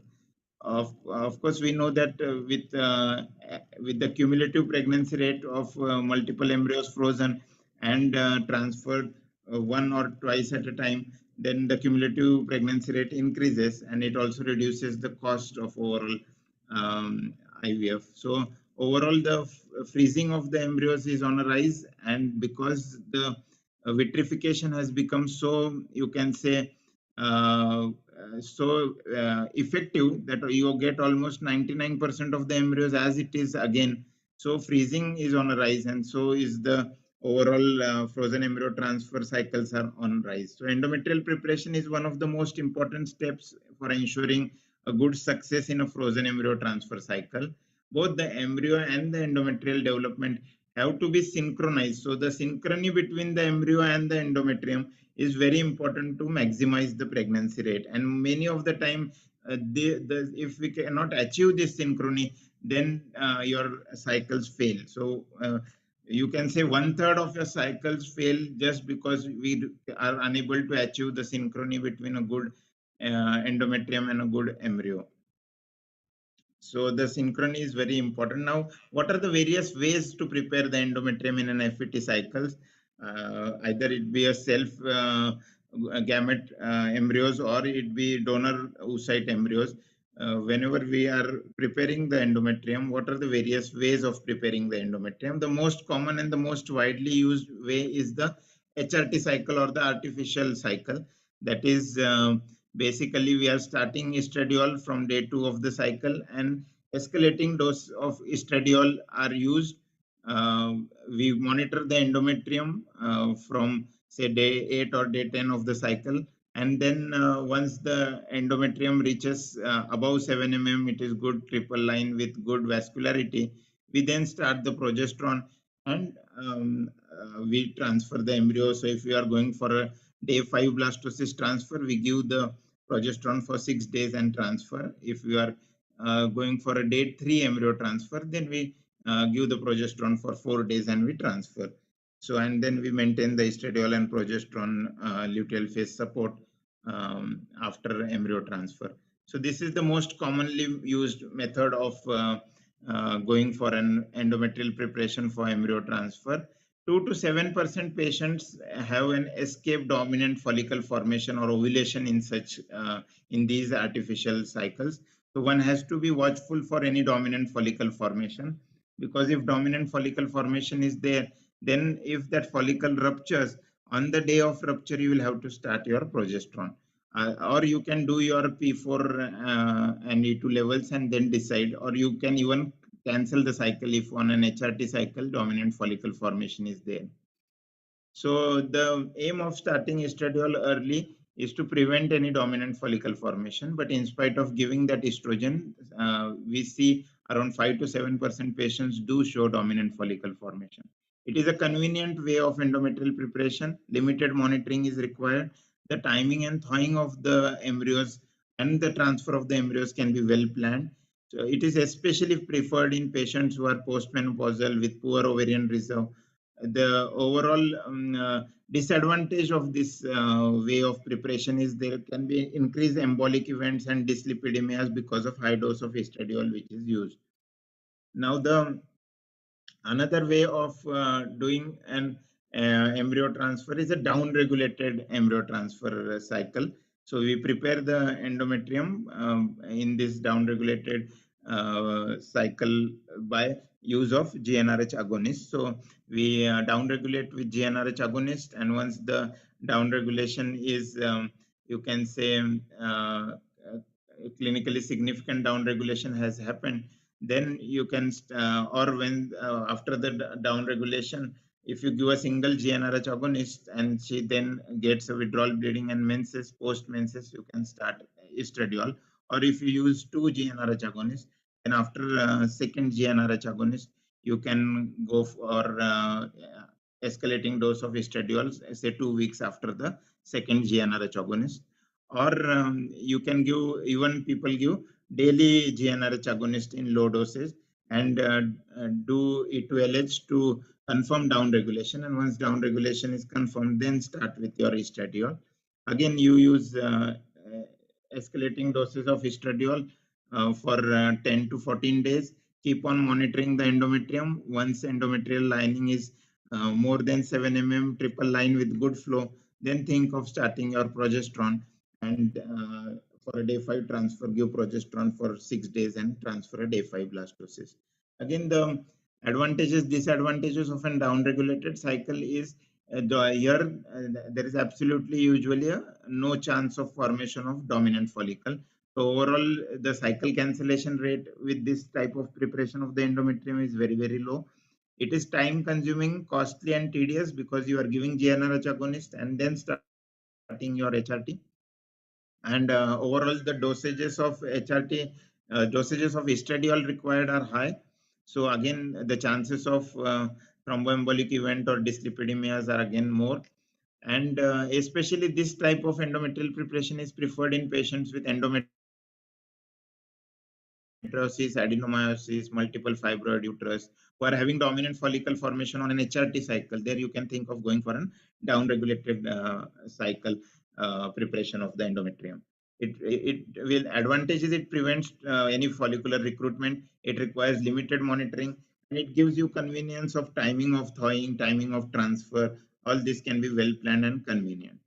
Now, the another way of preparing the endometrium can be a stimulated cycle preparation. Now, here after the menses, on day 2 or day 3 of menses, we start the patient on ovulation induction, either with letrozole or with HMG, and we see for, or you can use a combination of letrozole and HMG also. And then you see for dominant follicle formation by doing follicular monitoring. And once the follicle reaches around 17-18 mm with good endometrium, then you trigger the ovulation by giving HCG. And 36 hours later, then you start with your progesterone.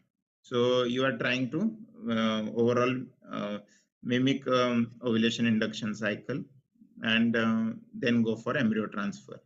It needs closer monitoring. We have to avoid the use of clomiphene here because it will result into a thin endometrium. And compared to natural cycles, stimulated cycle did not give any enhanced live birth rate. Compared to HRT cycle, stimulated cycle did seem to have slightly increased chances of live birth rate, but larger RCTs are required according to the Cochrane review of 2020. Then basically the other way of preparation is a natural cycle preparation, wherein you just monitor, and the close monitoring is required, follicular monitoring along with hormonal monitoring which is required.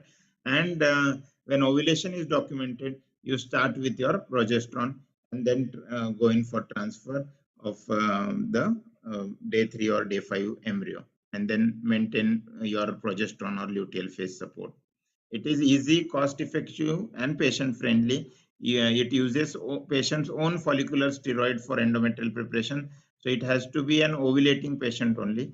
So those patients who are having severe PCOS, those who are postmenopausal, those who are having very poor reserve, there again this cannot be used. Much closer monitoring is required of ovulation. Monitoring of LH surge by either urinary LH kit or blood LH levels can be is necessary. Cycle cancellation can be as high as 6 to 8%, and ovulation can occur unexpectedly. So difficulties in adjusting the time of thawing and transferring the embryo. So here you don't get that liberty because you have to closely monitor, and then as soon as ovulation is documented, you will have to start the progesterone and go for a transfer.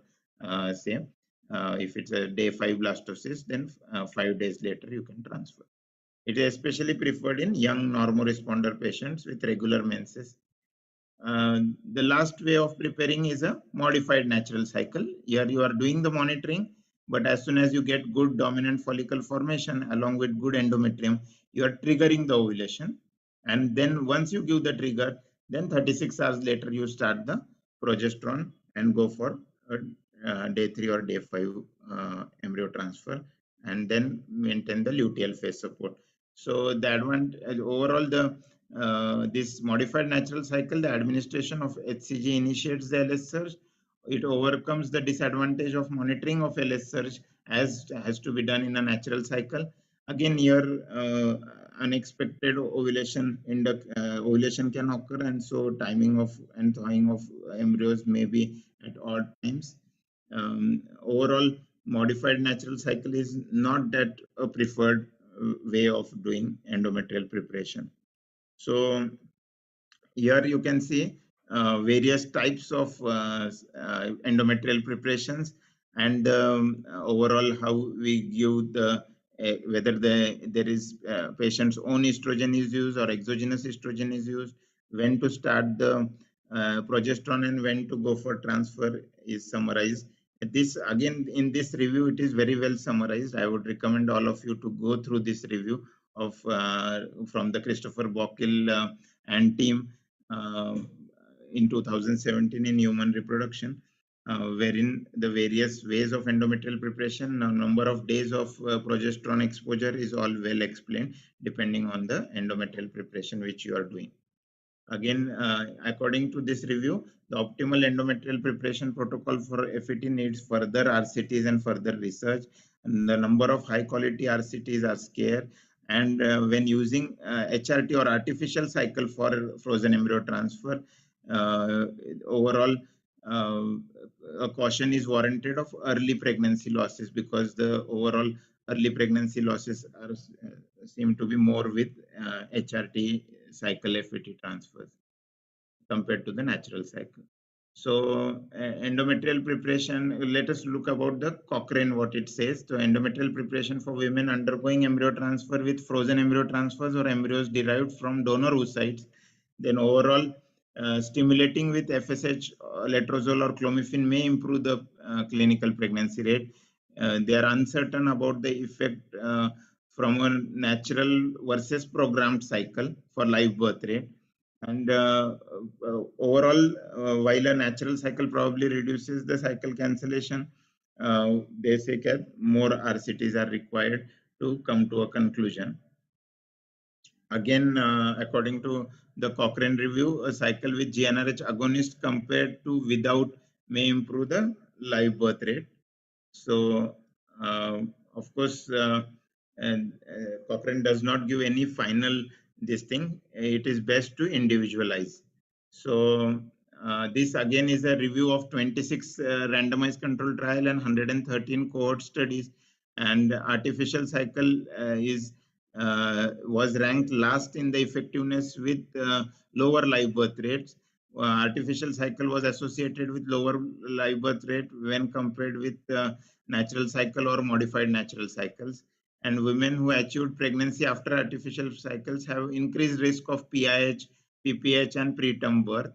So natural cycle treatment has a higher live birth rate with a lower, you can say, pregnancy complications. That is what this review recommended. Now coming to endometrial receptivity, we know that endometrial receptivity is the ability of the endometrium to successfully attach the blastocyst to nourish it and keep it alive. In a natural menstrual cycle, the endometrium undergoes a series of dynamic changes in response to the estradiol and the progesterone levels. In an artificial or an ART cycle, it is the response to the controlled ovarian hyperstimulation which determines the E2 and P4 levels, and so the endometrial receptivity changes. So controlled ovarian hyperstimulation may lead to a differing hormonal levels to those in natural cycle and may potentially alter the endometrial development and receptivity. So controlled ovarian hyperstimulation leads to a shift in the implantation window. So suboptimal endometrial receptivity accounts for around 1/3 of implantation failures. Now, as I said, the endometrium undergoes a number of histological changes in response to the hormones, along with increase in thickness is one of the physical change which we see in preparation for implantation. The histological changes can only be examined by biopsy. ERA test is therefore used by clinicians in cases of recurrent implantation failure to predict the day of embryo transfer. So it is one of the way in which you can predict, but again, in selected cases of RIF, it might help. Transvaginal ultrasound is a non-invasive way to and a reliable method to measure the parameters like thickness, pattern, volume, echogenicity, what we call as Applebaum score. So the score which we commonly use to score the endometrium and know how the endometrium is, its characteristic, its thickness, its layering, its you can say myometrial contractions which are seen, myometrial echogenicity, its uterine artery flow and subendometrial blood flow. All these things are taken into consideration so that we know the exact time when we can start the progesterone and go for an embryo transfer. So we know that the implantation window is, though it is limited, it is not that short. The period of time when the endometrium is optimally receptive is known as the implantation window. Usually it is a duration of around 4 days. But of course, the implantation window can be shortened or can be widened depending on your various strategies which you can use. Again, controlled ovarian hyperstimulation does, you can say, cause a shift in the implantation window. So all these things have to be taken into account. Benefits of determining the implantation window: it may be possible to widen the implantation window by manipulating the pre and peri-implantation endometrial environment. We have to correlate biochemically, endocrinologically, and morphologically. Then we can understand the endometrial receptivity. And we have to recognize the time for embryo transfer that will correspond best with the endometrial receptivity. So the aim of understanding the implantation window is to find out the best time when we can go for transfer to get an optimum success. So overall, to conclude in 1 or 2 slides, that changes in the endometrial lining in an IVF cycle occur simultaneously with the growth of follicles and in response to controlled ovarian hyperstimulation. Controlled ovarian hyperstimulation adversely affects the endometrial receptivity. Exposure of the endometrium to controlled ovarian hyperstimulation during IVF cycle does not inhibit embryo implantation or pregnancy rate.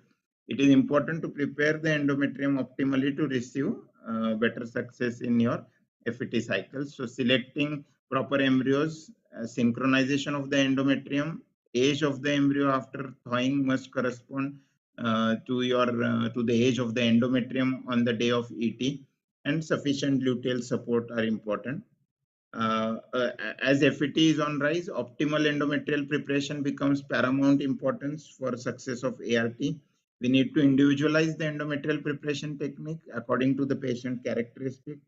We need larger RCTs to conclude an optimal preparation protocol for the endometrium in FET cycles.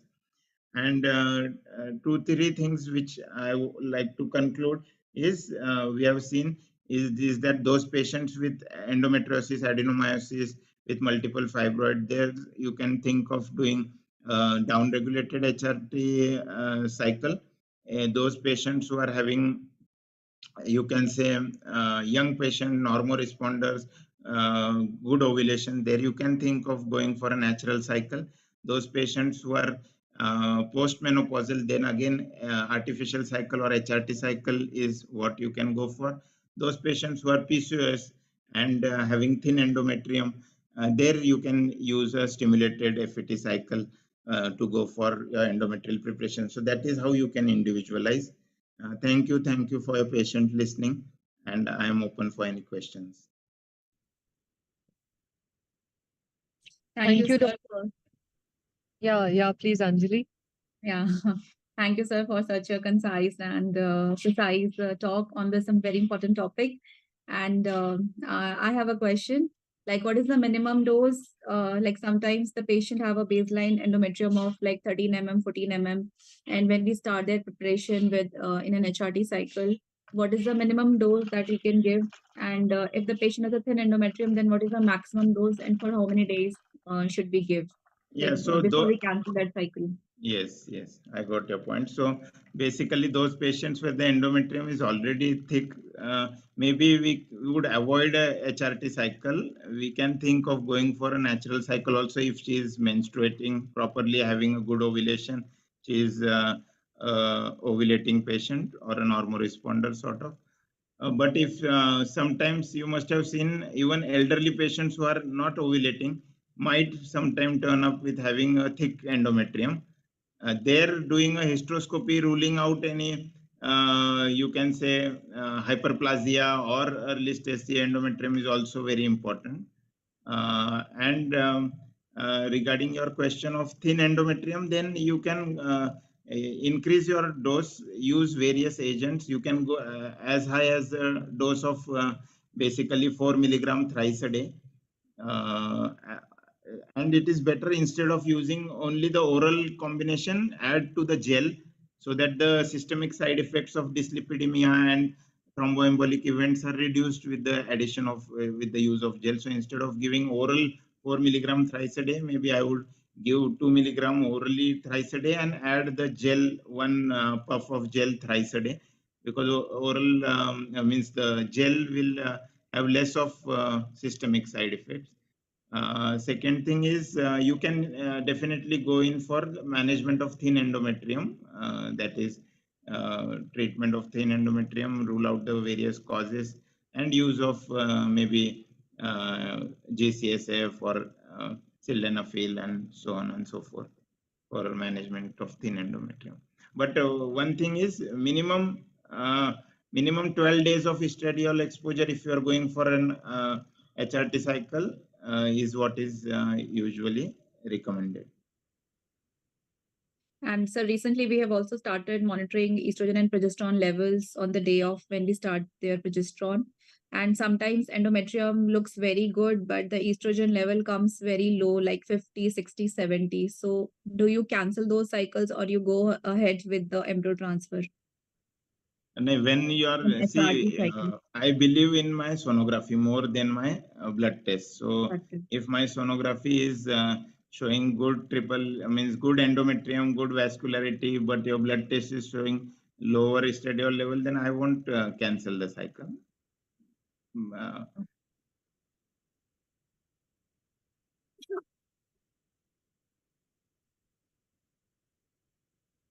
Can we move the other lecture? Yes, madam. Yes. So thank you, Dr. Anjali, for your chairing the session and for your interaction. That was again talk covered everything. In endometrial preparation, including ERA and everything, you covered very, very nicely. Also, the role of corpus luteum to prevent PIH. So this was a very nice, very amazing talk. Very nice. Thank you. Thank you, ma'am. Thank you. And it is my privilege to call upon Colonel Dr. Poddar sir for chairing the next session. He is a senior gynecologist from AFMC, and basically is, along with sir, Dr. Madhura Kelkar, our managing committee member. If Madhura is present, she is also the chairperson for the next talk by Dr. Meenakshi Deshpande. So over to Poddar sir for chairing this session. Thank you, Dr. Amol, for giving me this opportunity, and also my sincere thanks to Aarti ma'am, Meenakshi ma'am, and Meenu ma'am for allowing me to chair this session. I think this is the last topic, but I think the most important topic, because these three speakers, all ART specialists, they give a impossible pregnancy to a pregnancy. After that, the beats of the obstetrician start when the patient come to us for a safe delivery, written in safe motherhood, that is a healthy mother and healthy fetus. So today's last speaker, none other than our most dynamic POGS secretary, Meenakshi Deshpande ma'am. She is a senior consultant in Obs and Gynae with last 30 years of experience, and who can be other than the best speaker on this topic. And she is a dynamic, I can say, obstetrician with so many hospitals he is visiting, and recipient of so many prizes. Also, she is the ex-IMA president. And also, as a social worker, she has got a Rotary Club oration. So without wasting any time, I invite our ma'am, most dynamics POGS Secretary, Meenakshi ma'am, to the topic. Thank you, ma'am. Yeah, thank you, Dr. Poddar. Can I just share my screen? Just let me see if the...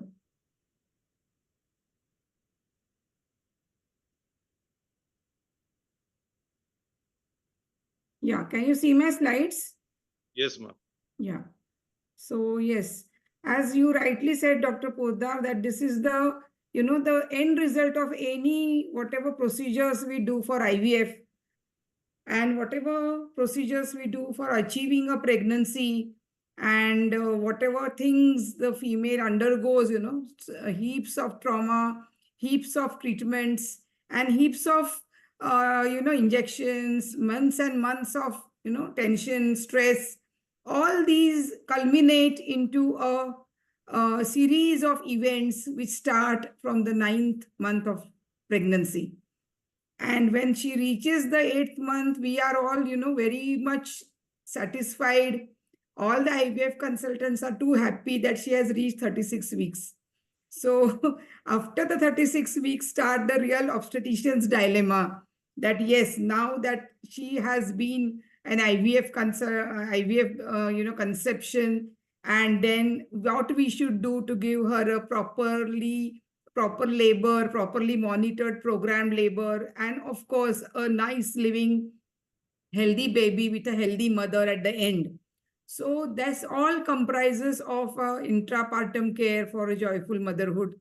There are many aspects of such joyful motherhood, points which we see, and all these culminate into a series of tests which we call as Dopplers, NSTs.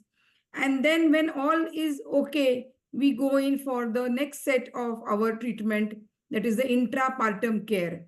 Intrapartum care is that care which, when the patient goes into labor, the obstetrician starts thinking on how to give a proper and a properly guided intrapartum care to this parturient.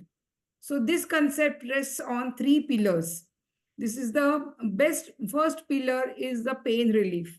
So whatever the patient is apprehensive of since the conception is, अरे मेरा pain का क्या होगा, इतना pain आता है, तो कैसे मैं सह पाऊंगी? Because now she has conceived after so many months of treatment. So already she is undergone a happy, you can say the conception period is happiest for her. And then after that, she starts thinking about how will she bear the pain. So that time, even during the antenatal classes, we all teach about how to go about, deep breathing exercises and everything to make her a comfortable person and assure her that no, we will be giving you an optimum pain relief. So there is no need to worry about how you will bear the labor pains during labor. So providing optimum pain relief with the adequate use of analgesic and antispasmodic should be our first and foremost pillar or concept. Second is you have to ensure adequate uterine contractions.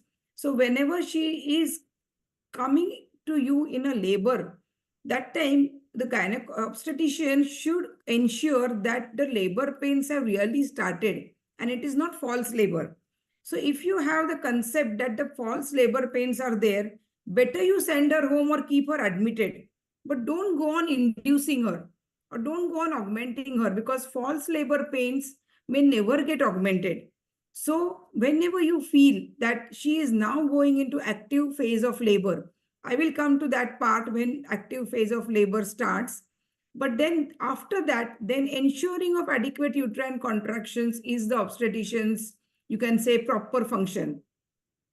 The third is a close clinical monitoring of labor events, in which we have to maintain a partogram. Partogram is one of the shield of obstetrician, you can say. It can be a medico-legal shield, It can be a shield for arbitration also, when patient has some grievances after labor. You have to maintain a partogram in which close clinical monitoring of all the events which occur in labor are documented. And that is where the obstetrician also gets decision-making capacities according to the partogram, what it is showing. So this active management of labor was a concept which was advanced by an Irish school.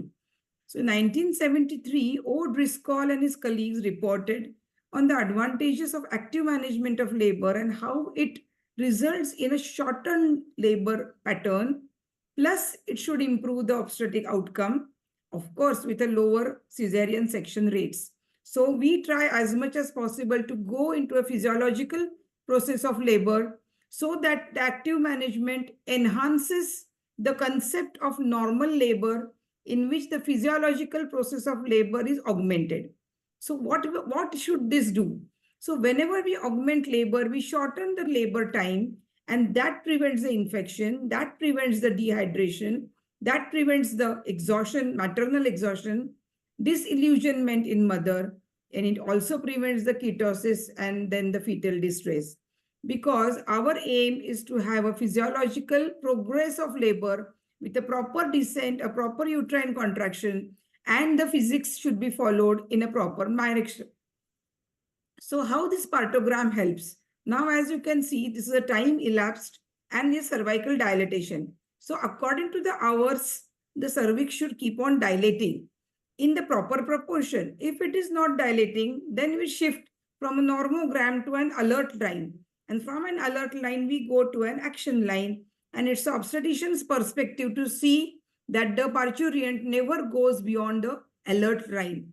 Try to make it in such a manner that the patient is selected properly for a proper augmentation of labor so that she passes through all those phases, first phase, second active phase, then the descent and the rotation of the head, the pelvic floor approach.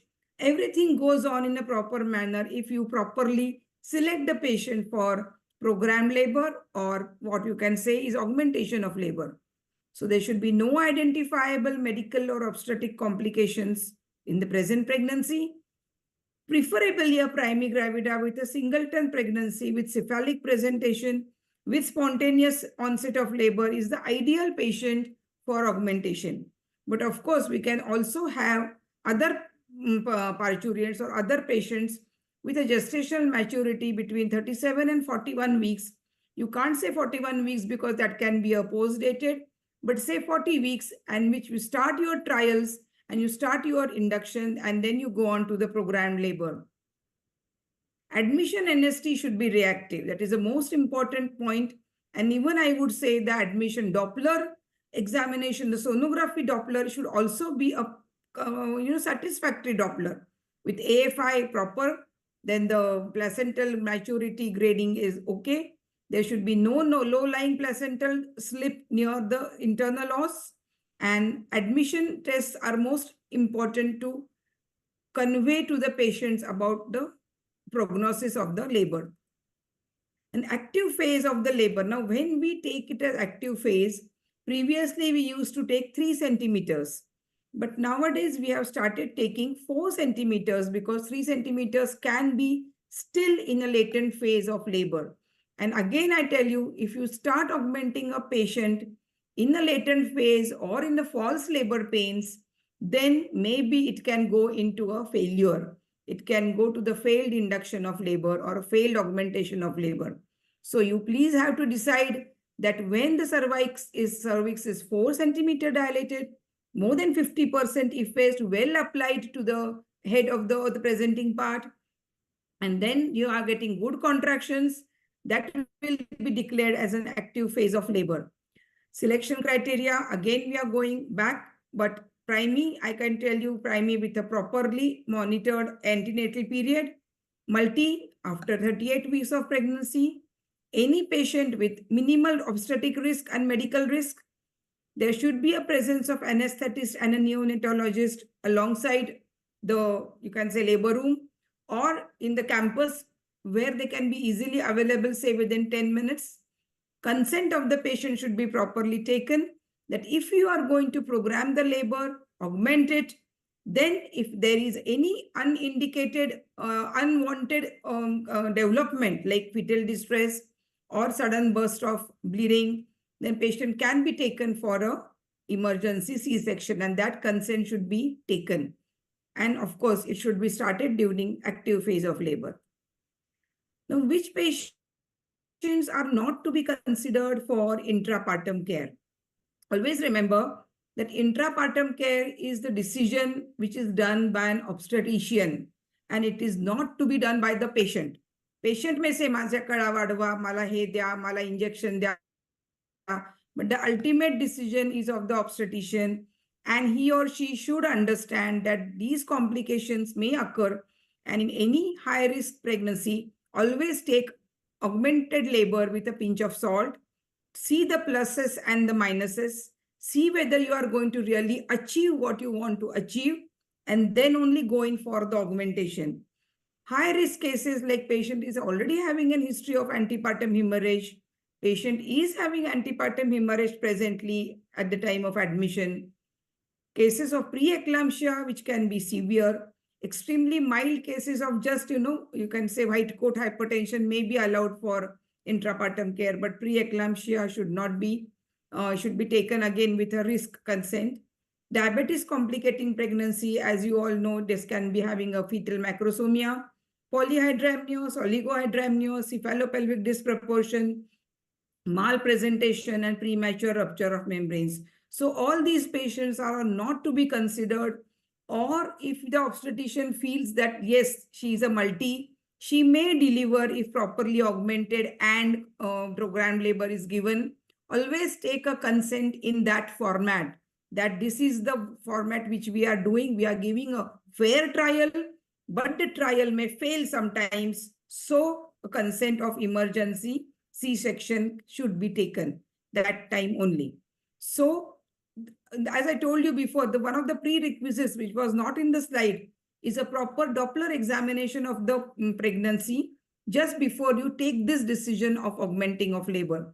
Because polyhydramnios, oligohydramnios, and even the cases of antepartum hemorrhage in which you can get a placental abnormalities which can be seen on Doppler are also a contraindication for programmed labor.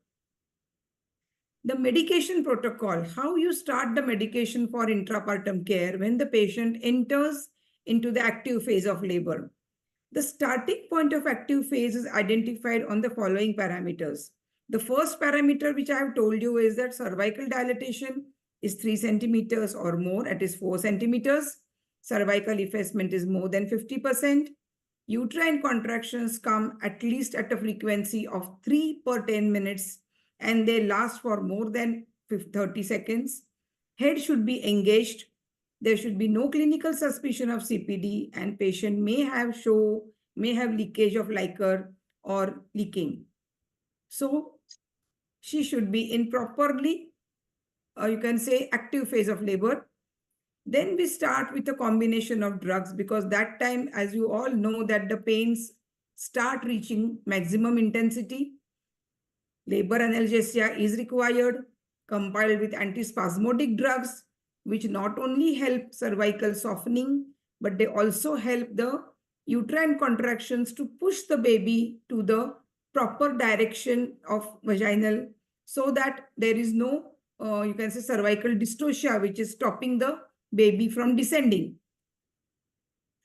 So along with the benefits of drug synergism, we must achieve the progressive labor in a matter that the partogram is, adequate. It is satisfactory. You don't have to go to the alert rhyme.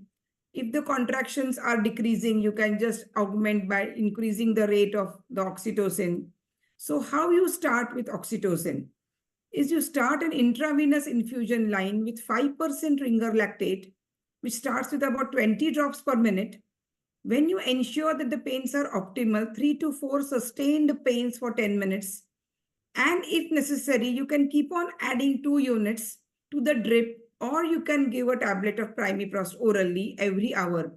Again, this is at the discretion of the obstetrician, because the experiences with Primiprost and with a oxytocin augmented drip may be different in different situations. So again, this is again your decision whether you are going to increase the drip rate and the concentration of the oxytocin, or you are going to give in a Primipros tablet or a tablets which are going to increase the uterine contractions. How can you give a pain relief to such patients if they are not given epidural? So this is one more method that you can give an ampule of 30 milligram pentazocin or Fortwin with diluent like normal saline or distilled water. Similarly, dilute an ampule of diazepam compose in 10 ml of diluent. So administer 1/5 of each drug. So 2 ml of each drug. So 6 milligram of pentazocin and 2 milligram of diazepam slowly in a bolus form through the tubing of the infusion line. So you are giving 2 ml of both the solutions in a bolus form, and till the pains are optimal, the pain relief is optimal, you can go on giving. And then after you get properly, satisfactory pains like 3 to 4 sustained contractions for 3 to 4 in 10 minutes, then you can add more pain relief. And what else you can add is the dilatation. If the patient is having dilatation problem in spite of good uterine contraction, then you can add an antispasmodics. Of course, one has to observe the progress of labor by charting the maternal and fetal parameters every hour. Assess progress of labor based on cervical dilatation. And when the patient is in advanced labor and fetal head is pressing down on the pelvic floor, patient starts getting bearing down sensation. That time, almost the patient should be 7 to 8 centimeter dilated, and you can administer ketamine if required. Many times, epidural anesthesia, analgesia, you can say, is preferred this time, because if analgesic epidural is given, there is a very satisfactory relaxation of the perineal muscles, and plus you can have a really fast progress in the second stage. And then if many people are also preferring ketamine nowadays, a dissociative anesthetic, which is gaining popularity as it provides extreme pain relief and patient satisfaction. So how does one assess the pain relief? Zero is zero pain relief. 1 is mild pain relief. Patient will say ki baba far nahi kami zala thoda hi gam hua. 2 is score number 2 is moderate pain relief ki patient is little bit looking happier. And excellent pain relief is patient is really pushing down and giving all her efforts in spite of the pain which she is not now feeling. So what is the clinical evidence? What are the clinical studies which we have undergone for this? Is first of all, you can see that this is a 2 studies group outcome of static outcome where the patient has undergone programmed labor. Number of cases studied were 200, in which in programmed labor, vaginal delivery was achieved in 176, that is 88%. Rate of cervical dilatation you can see is 2.5 centimeter per hour. Mean duration of second stage is 26 minutes. Duration of third stage is 3.5 minutes. And pain relief, as you can see here, is excellent in 24%, substantial in 62%, insufficient in 14%, and there were no with nil pain relief. So this is the focus of our study, which we try to achieve and which we want to achieve. So you can see now comparative the cases and controls that in case cervical dilatation was faster in many cases, so it was statistically significant. Duration of stages of labor was also reduced. As you can see, active phase, second stage and third stage, they were reduced substantially and significantly. Pain relief score was also substantially good enough. We could see score number 2 in many cases of programmed labor. And complications in both groups. What can the complications be because of pain relief or programmed labor? Is patient can have nausea, vomiting, drowsiness, tachycardia, hypertonic contractions, cervical or vaginal tears, and rupture uterus. So these complications were taken into thoughts or they were taken into, for the statistical analysis between the cases studied and the control cases. And we could see that side effects observed were lesser in controls which are related to drugs. So rate of cervical dilatation is 1.272 centimeters per hour in the cases and 1.23 centimeter per hour, which is significant. This is slightly repetition of whatever we have seen in the previous slide, but it is just in a sentence form so that we know that all these studies were done and statistically significant results were found out, and majority, about 88%, delivered vaginally, and 86% had pain relief as compared to 22% in the control group. And side effects were there, for drug-related side effects were there, but they subsided in about 10 to 12 hours. So the results, we are getting good results, and the fetal complications were literally minimal, or you can say very less. Antispasmodics versus control for the duration of the first stage of labor. So what antispasmodics can be given? And for this, there were 13 studies which were done at various places in various years. And then many studies have come out with the conclusions that antispasmodics reduce the duration of labor by approximately 74 minutes. So this is the one more study which was done, and the Cochrane database review, which was done in 2013. So we have this risk, and we have got an antispasmodic control in which the duration of first stage of labor, duration of second stage of labor, duration of third stage of labor, or were reduced to a minimum. And so the total duration of labor was reduced to a minimal with a proper rate of cervical dilatation.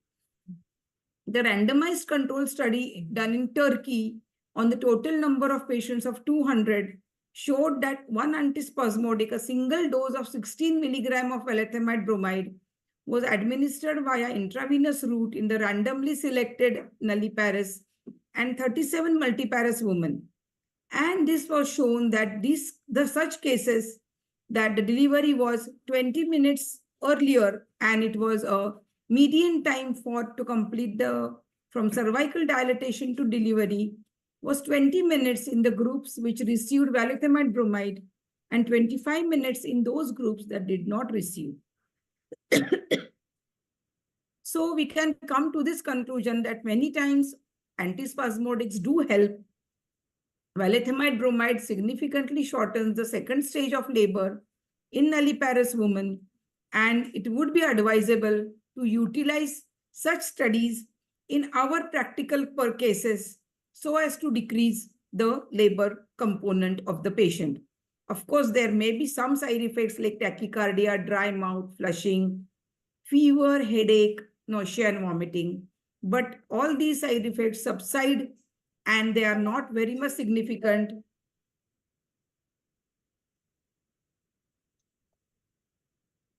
Adverse drug reaction also is not very much significant.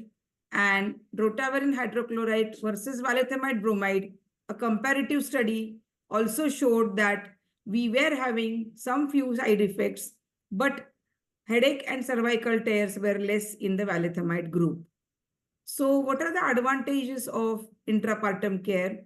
Is we have shortened labors with substantial pain relief, significant amnesia of painful events of labor, average blood loss was less, duration of all 3 stages of labor was markedly less, obstetric management was simplified, and there was lowering of incidence of operative deliveries, plus neonatal morbidity was similar to the control group. So as Afghani specialists, we have to ensure a better life to the baby and also to the parturient mother. And so for a better future, we should have a properly indicated programmed labor with proper use of medicines in proper dosage. Thank you so much for a patient listening. Thank you. Thank you, ma'am. It was an excellent presentation, and particularly the pain management during intrapartum care. I think it is an eye-opener for all of us. I think the most difficult part who are working in the labor room, is managing the patient who are howling in pain. You feel Correct. that always say on the lighter mode, the husband should also get 50% of the pain. Pains of the patient. So that they realize how difficult is the labor process. Yeah. Thank you So so much. many drugs we can use, and we must make this experience pain-free. I think this is the Brigadier Sanjay sir is coming. So many things that woman has already undergone, it was a traumatic to make endure the labor pains also. Yes, ma'am. Yes, Meenakshi, very, very nice talk, as always, and very encouraging and very nice. I'm so sorry the light is less over here, but very nice. And it was really joyful to listen to this talk. Thank you, thank you. Joyfully presented. My side, if you permit. Yes, sir. Yes. Ma'am, definitely it was a nice presentation. And it was quite relevant, a presentation. Only one thing that ma'am very aptly brought it out was that if the patient is in latent labor, or if the patient has come with a false labor pain, the induction is going definitely to fail. But then before one declares the patient to be into the false labor pain, the chorioamnionitis and abruptio placentae needs to be ruled out. Yes. So many times residents, what do they do is that they declare the patient to have false labor pain only to find out abruptio placentae or maybe chorioamnionitis there in the ward when you find out in the routine morning rounds. So these two things are to be ruled out, and then yes, that is a very correct option. And we have to focus this, that whenever you are declaring it as a false labor pain, they have to be thoroughly examined and tested also. Like sonography and litmus test has to be done. Patient के पेट पे हाथ रख के देखना है कि उसको ऐसा normally sometimes they don't do that. Residents, they'll do CTG, they'll do PV and not monitor the patient very well. So these are very nice, good points, Dr. Sanjay sir, जो आपने mention किया. Fever तो नहीं है patient को, and that correct. पेट पे हाथ रखा तो पता चल जाता है सब कुछ. All the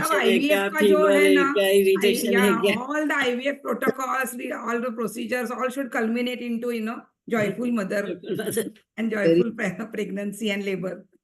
Very true. Yeah. Sure. Very nice. Very nicely conducted, Amol. Amol had to go for a myomectomy, so okay. Yeah, he's arranging within 24 hours this webinar. Yeah, no, that's nice. Conducted very well. Yeah. Yeah, thank you also. If he's not there, I will give you the thank you votes. And so thank you, Dr. Meenu, and for giving us this platform every Tuesday. And it is a lovely, sort of get together on the net with various societies which we are having. And yes, thank you. Even the Prasadan, who is there today from BSV. For giving us this platform. Yeah, Kiran. So thank you, AFMC. AFMC is AFMC, yes. Bonding for AFMC. And Indira IVF also today. Yeah. Thank you, Indira IVF. Thank you, Nitish Mutzia, who gave such a fantastic talk. And all the IVF consultants who joined as chairpersons from Indira IVF, and also the AFMC, my colleagues from AFMC who had joined. So thank you very much. And POGS, as always, rocking both at the social front and also at the clinical front. So Meenakshi and Aarti, you are just too good, both of you together. So now we are inviting you for the breast. Yeah, breastcon. That was what I was going to say. And lactation. 10th and 11th of August, please register everybody from AFMC and also from Indira IVF. Sure. It will be the very good program. Yes. So thank you, and bye-bye. See you next Tuesday virtually, and usse pehle to we'll keep meeting. Milte. Thank you. Dr. Sanjay, saying, I think Dr. Charu wanted to talk to you, so you can. Is he there into the webinar, ma'am? Dr. Charu Bapaye for regarding. Yeah. I'll give him a ring. Yes. Thank you so much, He will talk to you. Yes. Thank you, Sanjay sir. Right, ma'am. Thank you. Thank you, ma'am. Thanks. Bye. Thank you. Thank you, sir. everybody. Thank you. Bye. Bye.